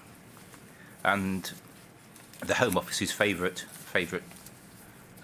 independent observer, Stephen Shaw, came in and completed the review of the Yarl's Wood fire, and his view was clearly that if you are going to detain people, you need a physical infrastructure that's capable of doing so. So there is a balance to be struck between listening to what Mary says and taking her views on board, and making sure that we have an environment that's as soft as possible, but at the same time having somewhere that's safe for residents and staff and secure if there is concerted action. So it's not a simple question or a simple picture, Mr. Altman, I'm afraid. But you're not necessarily disagreeing with her, are you? I'm saying it's a mixed economy. So, extrapolating further, when it looked like there's going to be a third runway at Heathrow Airport, we looked at designing a new IRC in partnership with Heathrow Airport because the runway was going across Colnbrook and Harmondsworth. And in designing that, whatever we are, 15 years after Brookhouse was designed, we looked at how we could design somewhere that there was category B or C secure, but had a softer environment. And it was difficult, and we looked at the communal areas and what we could do. So no, I'm not disagreeing with Mary, and I really welcome her point of view on this. But at the same time, I'm saying it has to be balanced against security and safety for everyone there, and that can't necessarily be done in somewhere that's not secure to a prison specification. Let me ask you about the bed situation, because the Brookhouse was originally designed for 426 men. And as I'm sure you know, in 2013, 22 extra beds were added to make it 448. And in or around the end of 2016, for rollout, sometime in April 2017, another 60 beds were added to Brookhouse to make a total of 508.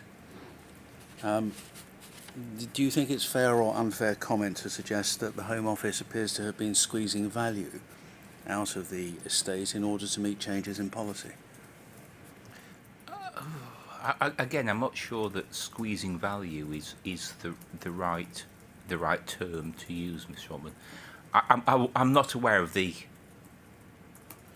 operational environment at the time, in massive detail.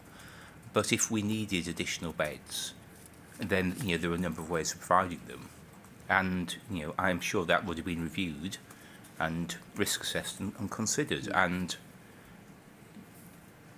very much as we, very much as as the prison service and other closed environments have done. Sometimes adding additional beds is the only answer to the question. And what's the question? Do we need if additional capacity is needed? How can we provide it? I don't think it's necessarily a case of squeezing value. It's providing required capacity. Yeah. The 3 bed to a room arrangement was reversed. Mm-hmm. Why was it reversed? In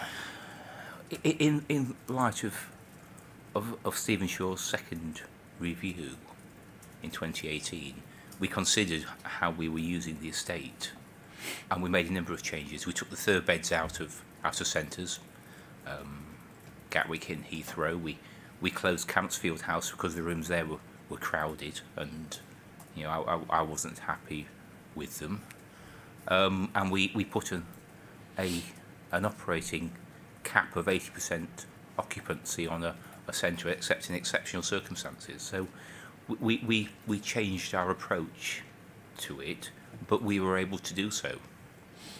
If we can just put up, please, CJS 000761 at page 5.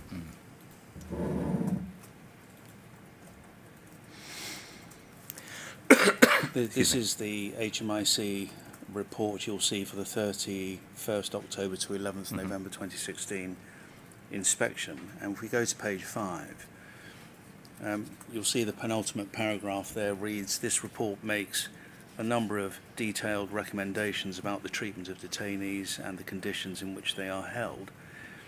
I'd add a cautionary note on an issue that is not the subject of a specific recommendation, but has the potential to adversely affect the conditions in which some detainees are held. The proposal to bring into use the 3rd bed, which has been installed in 60 of the 2-person cells. Many staff and detainees were of the view that this would lead to a decline in living standards.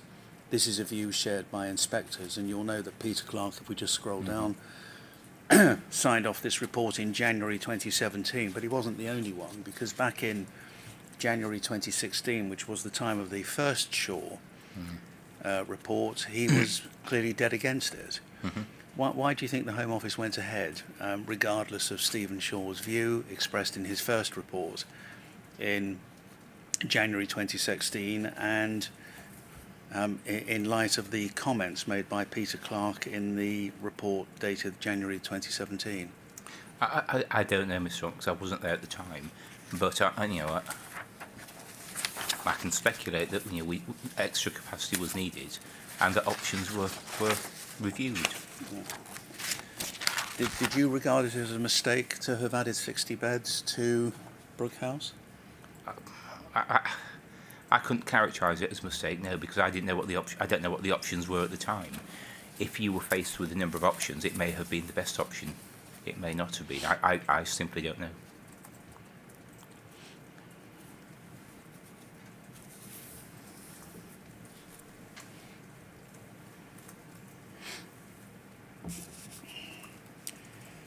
In terms of detainee welfare, Mr. Riley, do you accept that any failure to focus on detainee welfare is a fundamental failure that the Home Office has to take responsibility for?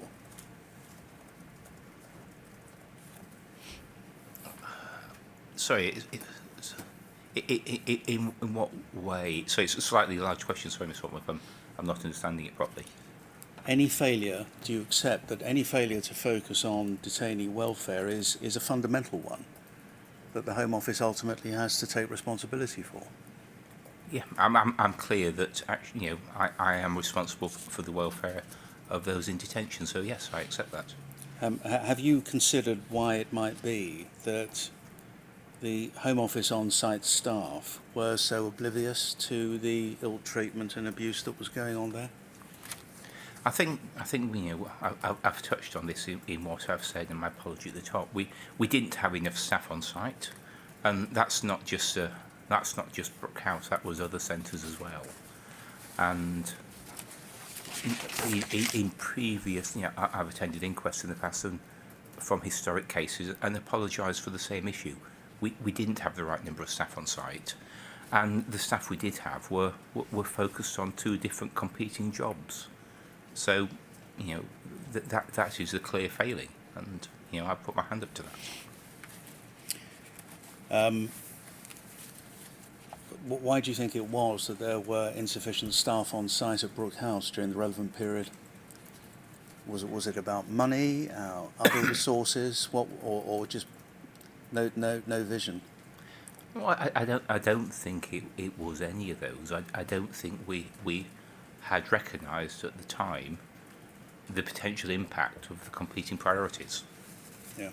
And learning from the reports and from what happened, then we surged the staffing, but at the time I guess I would characterise it as an unknown. What was the word? What was the word you used? We something on staffing? We surged the staffing. Surged. Surged. Significantly increased the number of Home Office staff on site. So, sorry if it's not clear.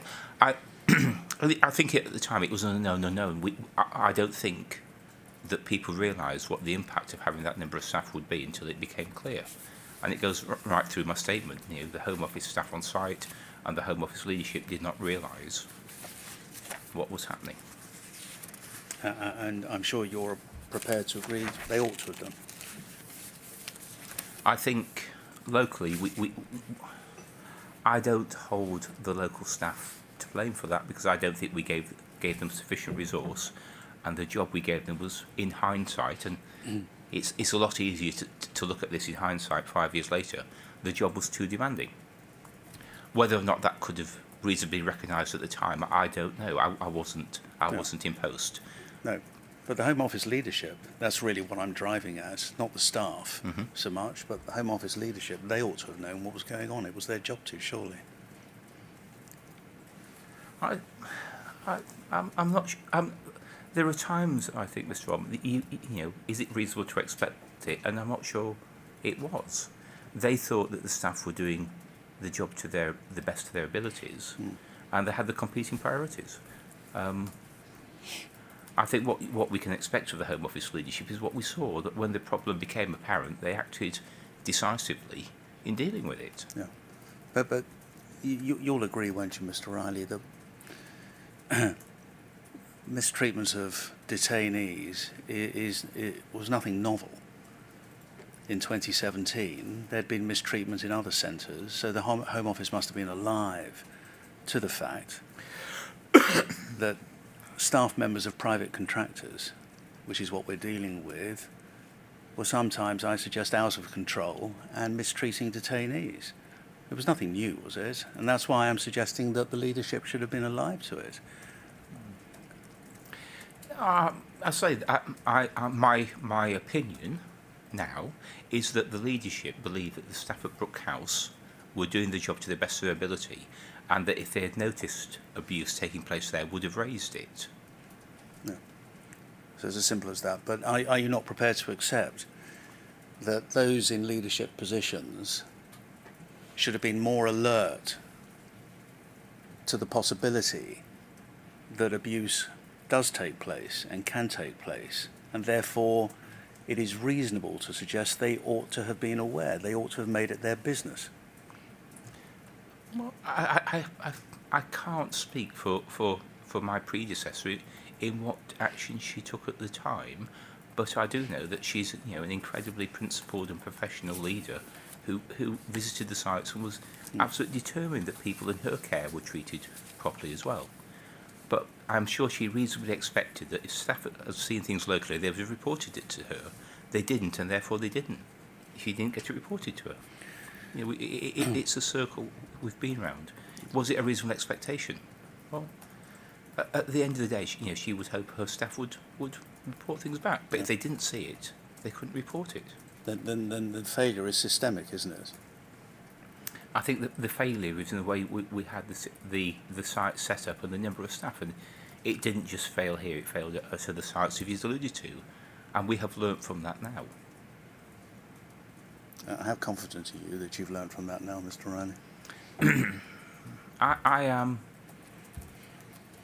very confident, Mr. Altman. And so we won't, in 5 years' time, be having another statutory or non-statutory inquiry as to what went wrong in another detention centre? I can't see it happening there, Mr. Altman. I think that the money we have put in the contracts, the assurance we have, the training we have now, the visibility of leadership, the culture, we've moved things on incredibly quickly in a small number of years. And I think we have taken every step we could take proportionately to deliver a safe environment. Right, let me move on to another topic. You deal in your witness statement, Mr. Riley, don't you, with the use of Rule 40 and Rule 42. And paragraph 46 of your first witness statement, if you want to look at that at page 15, you refer to the IMB's 2017 report, which you say was largely positive in its commentary on the use of Rule 40 and 42, finding, quote, no evidence that this, your statement reads sanction, I think it should be rule, no evidence that this rule has been used indiscriminately or inappropriately, in fact, just the reverse, end quote.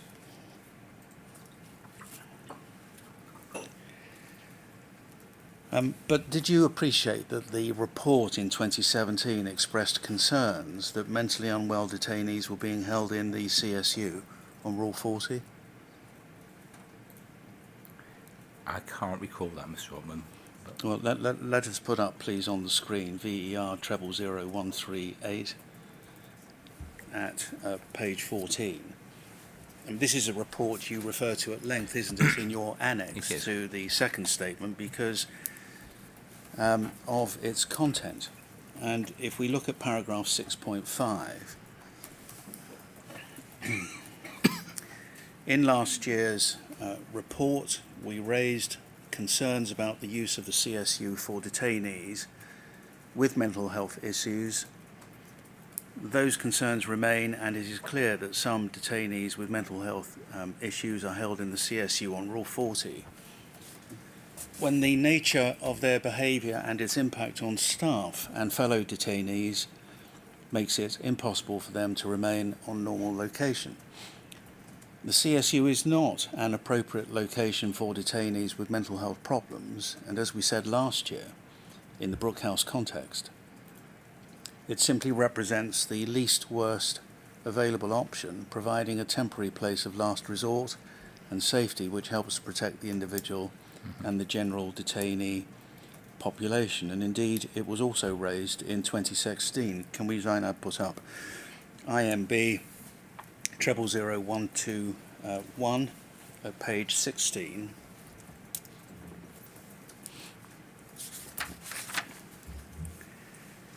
At 575 at the foot of the page. In last year's report, we commented on the extent to which Brookhouse is fortunate in that the CSU forms a discrete unit within E-Wing. As a result, many detainees with mental health issues can be relocated from the CSU to normal location on the relatively quiet E-Wing, generally a far more suitable location where they continue to receive appropriate support from the same officers who had cared for them in the CSU. This arrangement continued to operate in 2016, and we are satisfied that the availability of sheltered accommodation on E-Wing significantly reduced the amount of time that some detainees with mental health issues spent in the CSU, and it's this I want to focus attention on. Nevertheless, the use of the CSU for detainees with mental health issues continues to reflect a worrying lack of specialist accommodation within the detention estate and the wider NHS. The Shaw report has led to an increased focus on detainees with mental health issues, but we are not persuaded this has had an impact yet. The IMB remains clear in its view that the CSU is not an appropriate location for detainees with mental problems. It simply represents the least worst available option.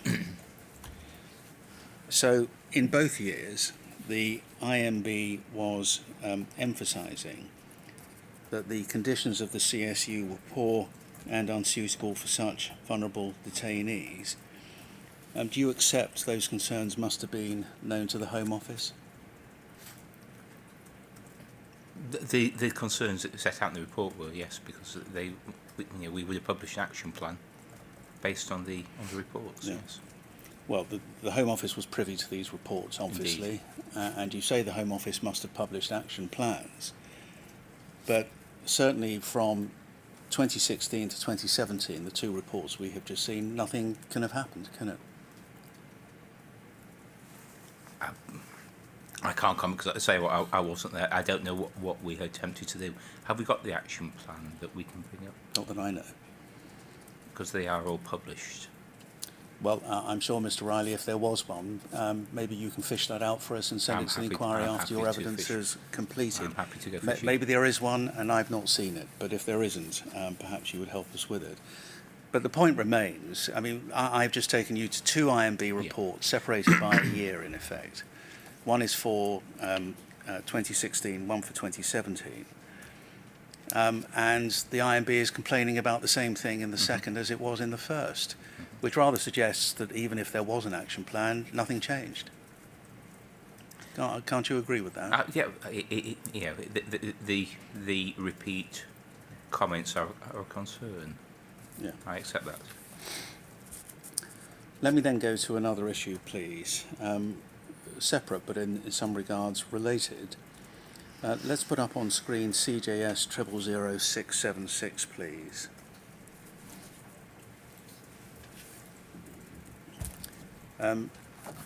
Presumably you're intimate with these DSOs, Mr. Riley. Yes.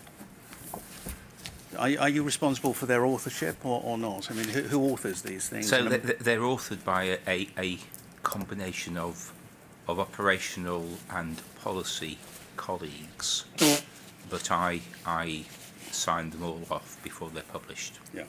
So you have input, perhaps not at some form of committee stage, but do you have input into them? I do, and if I'm not happy with a revision to a DSO, then I will ask for further input. Then you'll ask for a Further input, sorry, Mr. Further input. So, yeah. Yeah. Well, this one is 02 of 2017, published date July 2017, title Removal from Association, Detention Centre Rule 40, and Temporary Confinement, Detention Centre Rule 42. Can we go to page 11 of this DSO, please? This whole section is about authorisation, and we don't need to look at 28 because I'm sure you understand the provisions, but if we scroll down, as Inab has for us, to paragraph 31, we have the provision: in no circumstances must an individual authorisation be given for a period beyond 24 hours. In normal circumstances, any use of Rule 40 or 42 for an initial 24-hour period must be authorised by a manager, executive officer or above from the HOIE IRC team in a contracted out centre. And then if we go to the next page, please, paragraph 32, in cases of urgency, and as you'll know, that's footnoted 4, if we just scroll down to the bottom, urgency meaning, for example, to protect life and or the security of the centre, for example, a fight or an assault on another detainee or member of staff, back up to the top. And if the circumstances are such that it is impracticable to seek the authority required in paragraph 31 in advance, the centre/duty manager in a contracted out or HMPPS run centre can make the emergency authorisation so that the authority is considered to begin at that point. Now, a letter was sent to the inquiry, and it has a reference now from the Home Office on the 28th of March in relation to an inquiry on behalf of core participants. Can we put that up on screen, please? HOM 0332161.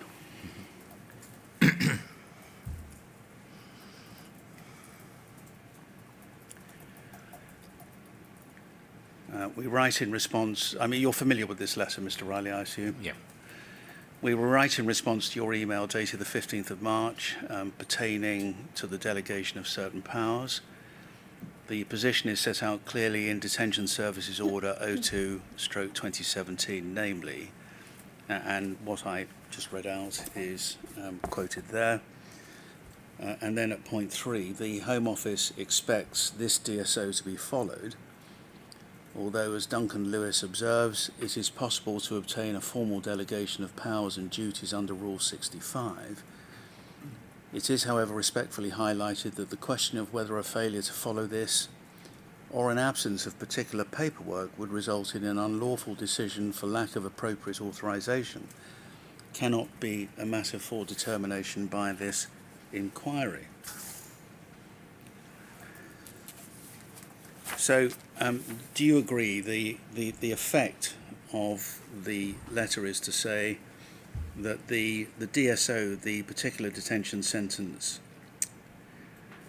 the order, allows the centre or duty manager only to make an emergency authorization? Yes. And the Home Office expects the DSO to be complied with. That's the second point. Yes, that's right. Albeit the Home Office agrees that it is possible to obtain a formal delegation under Rule 65. Mm-hmm. And the delegation under Rule 65, which is found in the Detention Centre Rules of 2001, is that the manager of a detention centre may, with the leave of the Secretary of State, delegate any of the powers and duties under these rules to another officer of that detention centre. That's what Rule 65 provides. And finally, the final sentence in point or paragraph 3 of the letter, it's not the inquiry's role to decide upon the implications of failing to follow the process or an absence of paperwork. Fine so far, but can I ask you these questions, Mr. Riley, please? Do you consider that Rule 40 should only have been authorised by G4S in cases of urgency and where it was impracticable to seek Home Office authorisation? Yes, I do. That's, as we say, that's clearly set out in the DSO. Yeah. Who does the Home Office say within G4S was able to authorise the use of Rule 40? Specifically, what position did they need to occupy?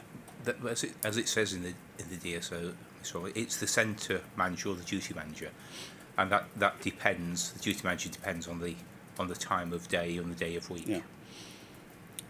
So, a duty director would have been sufficient for the purpose? If they were the duty manager at the time. Yeah. What about an Oscar 1? Yes. At certain times of the day, they are the duty manager. For example, in the early hours of the morning, they may be the most senior person on site as duty manager. Yeah. What about a DCM? If they're carrying out the role of duty manager, for example, Oscar 1, then that's in line with the DSO. Yeah. But if they're not? Well, no, it needs to be the duty manager. You see, we've heard that DCMs were providing authorisation in a majority of cases during the period that we're dealing with. That's the evidence we've heard. And I think we heard on Friday from Steve Hewer, who's the centre manager now, but under the tenure of Serco, that the same is happening. I'm aware that DCMs, if they are the duty manager, can authorise and do authorise now. I don't have a problem with that if they're the senior manager on site. things can happen in the early hours of the morning or late at night when they are the Oscar 1 or duty manager. And I would expect it to be the Oscar 1, but as a safeguard, every single time Rule 40 is authorised in emergency by a member of Serco staff, the whole context of it is reviewed by my team within 24 hours. Not just the actual use of Rule 40, which obviously we have to do anyway under the DSO, but in general the paperwork and why the individual who gave authorisation did it that time and in that way. Yeah. If during the period that we're interested in, it was routinely being done by DCMs who were not duty managers, then that was a failure in the system. It's certainly against the DSO, and we should have noticed it. Sorry, it will certainly be outside of the DSO. We should have noticed it. Yes, I accept that. Yes. So far as you know, Mr. Riley, during the relevant period, so the period April to end of August 2017, was any delegation sought under Rule 65? I'm not aware of any. I don't know. Sorry, Mr. Swan. So is that a no, or it's just you don't know? It's just I don't know, sorry. Can you find out for us, please? Thank you.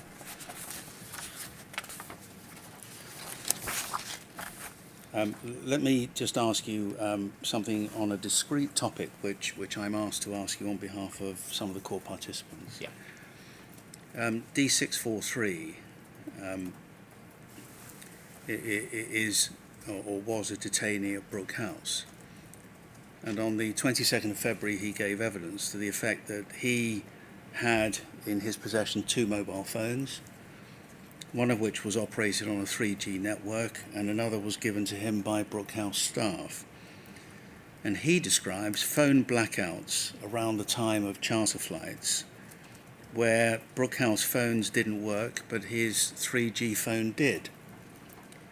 And in fact, he wasn't the only one. We've heard evidence of that kind, and maybe you're aware of it, that somehow, coincidentally, the internet went down around the time of charter flights. And so the question I'm asked to ask you is this: does the Home Office or its contractors have the capacity to shut off phone connectivity and or internet connectivity for detainees? And if it does, has it used it? I don't know about internet connectivity. We can't shut off phone connectivity. This has been raised on a number of occasions, and including prior to a charter flight a couple of years ago. And to safeguard that now, we test daily or before charter flights phone connectivity across the centres, because we need to be able to. Residents need to be able to get in touch with their loved ones, their families, and their legal representatives. So we test the systems ourselves now, and we produce a report. And again, I can show examples of that report with you if that's helpful. So there is no evidence at all that people are doing it. We don't do it. We can't. I'm not really asking so much about now, because the complaints relate to the period that we're dealing with. But do you have any knowledge, whatever you're doing now, Mr. Riley? Was it done then? I have no knowledge at all, but I don't know how we could have switched off a phone signal from an external company.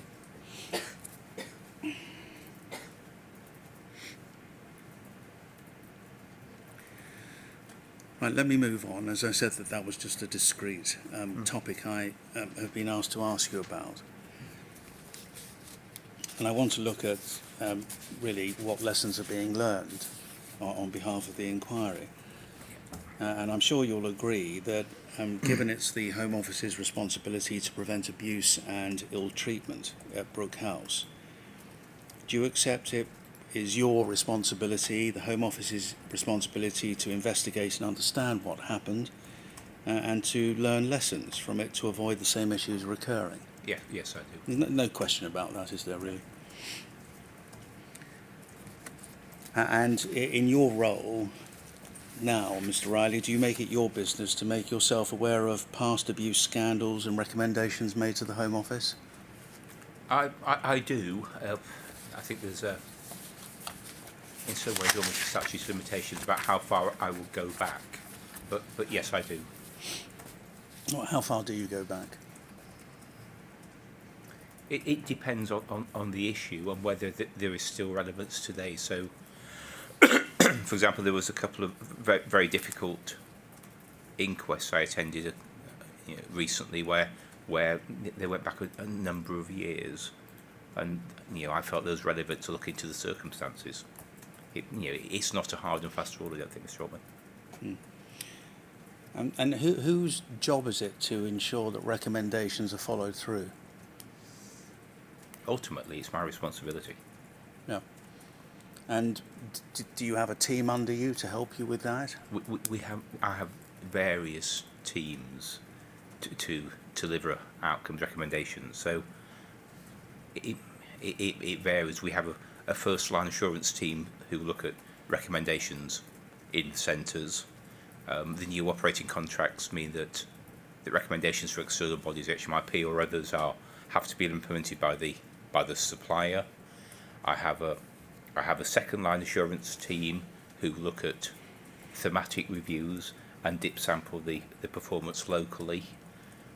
There's a second audit and assurance team within the returns command who look at returns focused recommendations.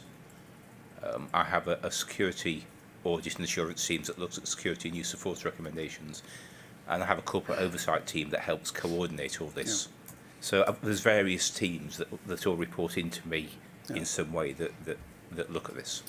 And is the effect of it advisory, so that do these teams advise you whether certain recommendations should be adopted or not, or part accepted and part rejected?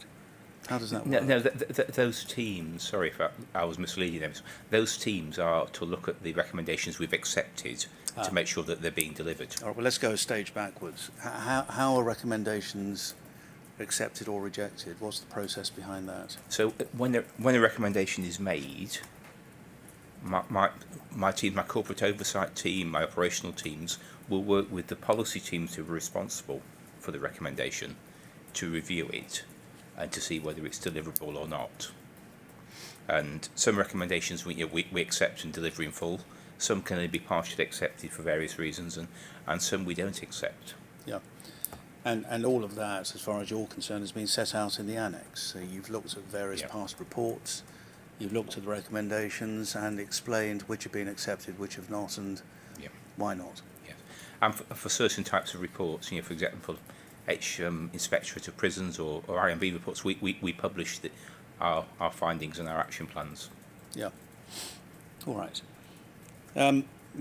You say going back in time is a question of relevance. Are you aware of a report which calls itself Outsourcing Abuse from July 2008 by Medical Justice? No, I'm not, sorry. This was in your documentation, Mr. Riley. I accept that, Mr. Watson. As I say, there was an awful lot in there, and I've done my best to get through as much as possible. I accept there was. Can we consider parts of it? Because it was followed up by Baroness O'Lone, who did a report reviewing the Medical Justice report in March 2010. And perhaps it's most usefully summarised, but if needs be, we can look at the reports themselves. By Emma Ginn of Medical Justice, she provided a witness statement to the inquiry, BHM 000041 at page 9.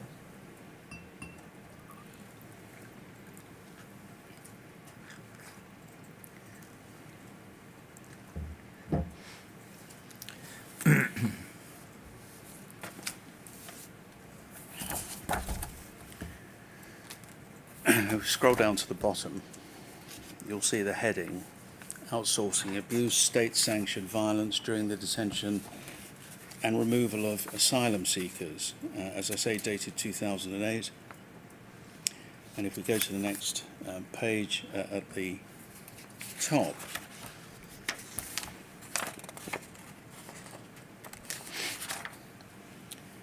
This report, she says, was based on 48 case studies of alleged assault in the period between January 2004 and June 2008 within the IRC estate, primarily in the context of escorted removal to and from the airport. I'm not going to read all of it in because there are several paragraphs. Paragraph 27, in November 2008, the Complaints Audit Committee reported there were, quote, endemic and enlarging problems, end quote, in misconduct investigations, and, quote, indications of rising discontent and continuing failures, end quote. The Complaints Audit Committee, CAC, said that 79% of serious misconduct complainants were not interviewed, that 65% of the responses were not defensible, and 27% took over 1 year. 28. The Home Office commissioned Baroness Nuala O'Lone to conduct a review of the Outsourcing Abuse Report and consider 29 of the cases referenced in which the UK Border Agency or HM Prison Service had already carried out an investigation. The review was published in March 2010. Baroness O'Lone did not find evidence of systemic abuse in the cases she was able to review. However, in the 29 cases in which complaints were made, she identified 18 cases in which, quote, the investigations were not adequate or there was no investigation, end quote. And she found that many of the use of force techniques were lawful insofar as they were permitted, noting that they must, of course, also be necessary and proportionate. And so Imogen goes on in paragraph 29,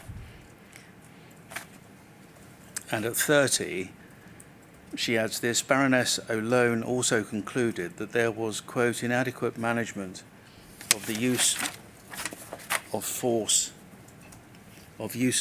by the private sector companies, end quote, which resulted in, quote, failures properly to account for the use of force by recording fully the circumstances and justification for the use of force, ending that quote.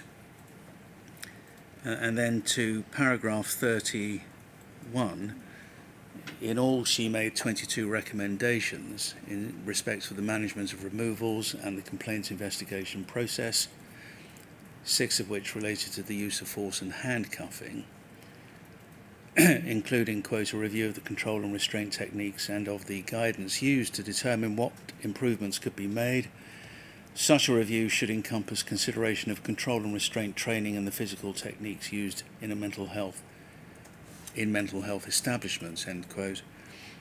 And she adds this: the Home Office duly agreed to prepare a service improvement plan, though it has not provided a copy to Medical Justice. Lynn Homer, the chief executive of the UKBA at the time, perceived the Outsourcing Abuse Report, quote, as an attack on the reputation of our contractors, end quote, rather than an attempt to raise serious concerns and secure proper investigation into them. However, notwithstanding this, she pledged her commitment on behalf of the Home Office in response to the O'Lone review, quote, to ensure we maintain robust systems of accountability to ensure that we root out any individual whose behaviour falls below the high standards we should rightly demand in this sensitive area. The public deserve nothing less. And that ends her quote. In light of everything you know, particularly about the use of force at Brookhouse during the relevant period, do you accept that her commitment hasn't been met? In terms of what was happening in Brookhouse in 2017, yes, I do.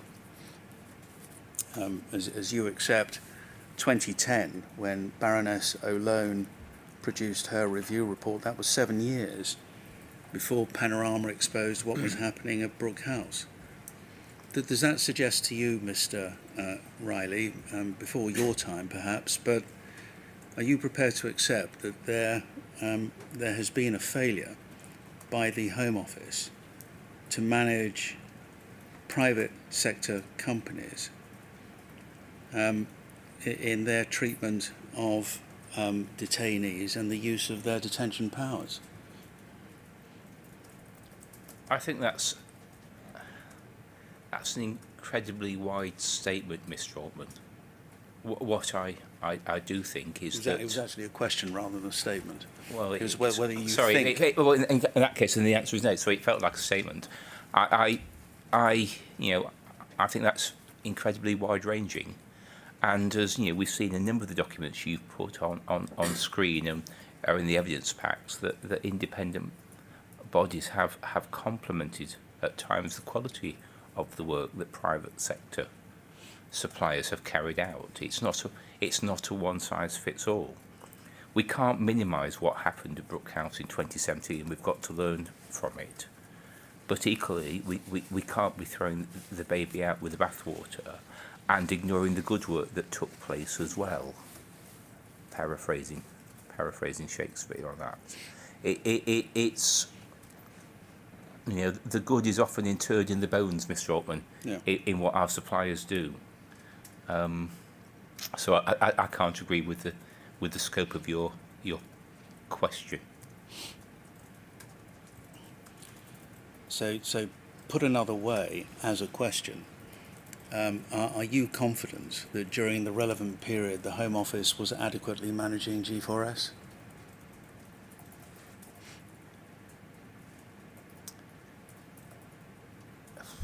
I don't think we were, no, because if we had adequately resourced our management of the contract, then I don't think the abuse would have happened, and I've already accepted that, and that there were failures in that. So there were failings there, I accept. Yeah. You mentioned Yarl's Wood in another context. Can we put up on screen INQ 000186, please?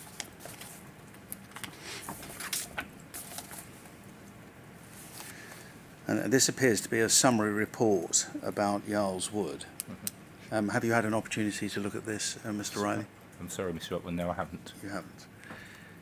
We can see the date of it at the foot of the page, 7th of July 2016.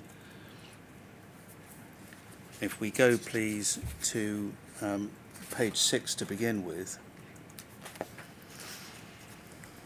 the key facts infographic, we'll see on the right-hand side 35% recommendations from HMIP reports that have not yet been implemented 1 year after the inspection.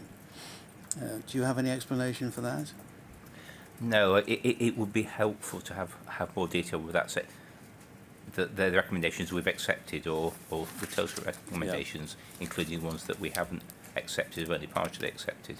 Well, if we go to page 7, which is the next page, we'll see at the top this is a summary. If we go to paragraph 3, there's some helpful background in it. In March 2015, a Channel 4 undercover documentary on Yarl's Wood made allegations about the way residents were treated by staff. The documentary coincided with the start of the new Serco contract. It was closely followed by an unannounced inspection of the centre by HMIP and the Care Quality Commission, CQC, in April 2015. Since then, there have been a further 4 independent reviews. These were led by Kate Lampard for Serco, Stephen Shaw for the Home Office, Bedford Borough Council's Adult Services and Health Overview and Scrutiny Committee, and the CQC. The reviews covered different aspects of the performance of Serco and G4S. The Home Office, NHS England, Serco and G4S subsequently drew up plans to respond to the reviews and are introducing changes. And they set out, we don't need to look at it, the events at Yarl's Wood. We go then, please, to page 10.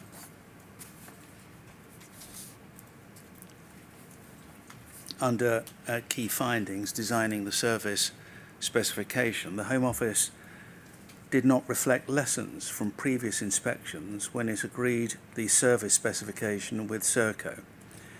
Many of the concerns raised by HMIP in its 2015 inspection were raised in 2011 and 2013 prior to the new contracts.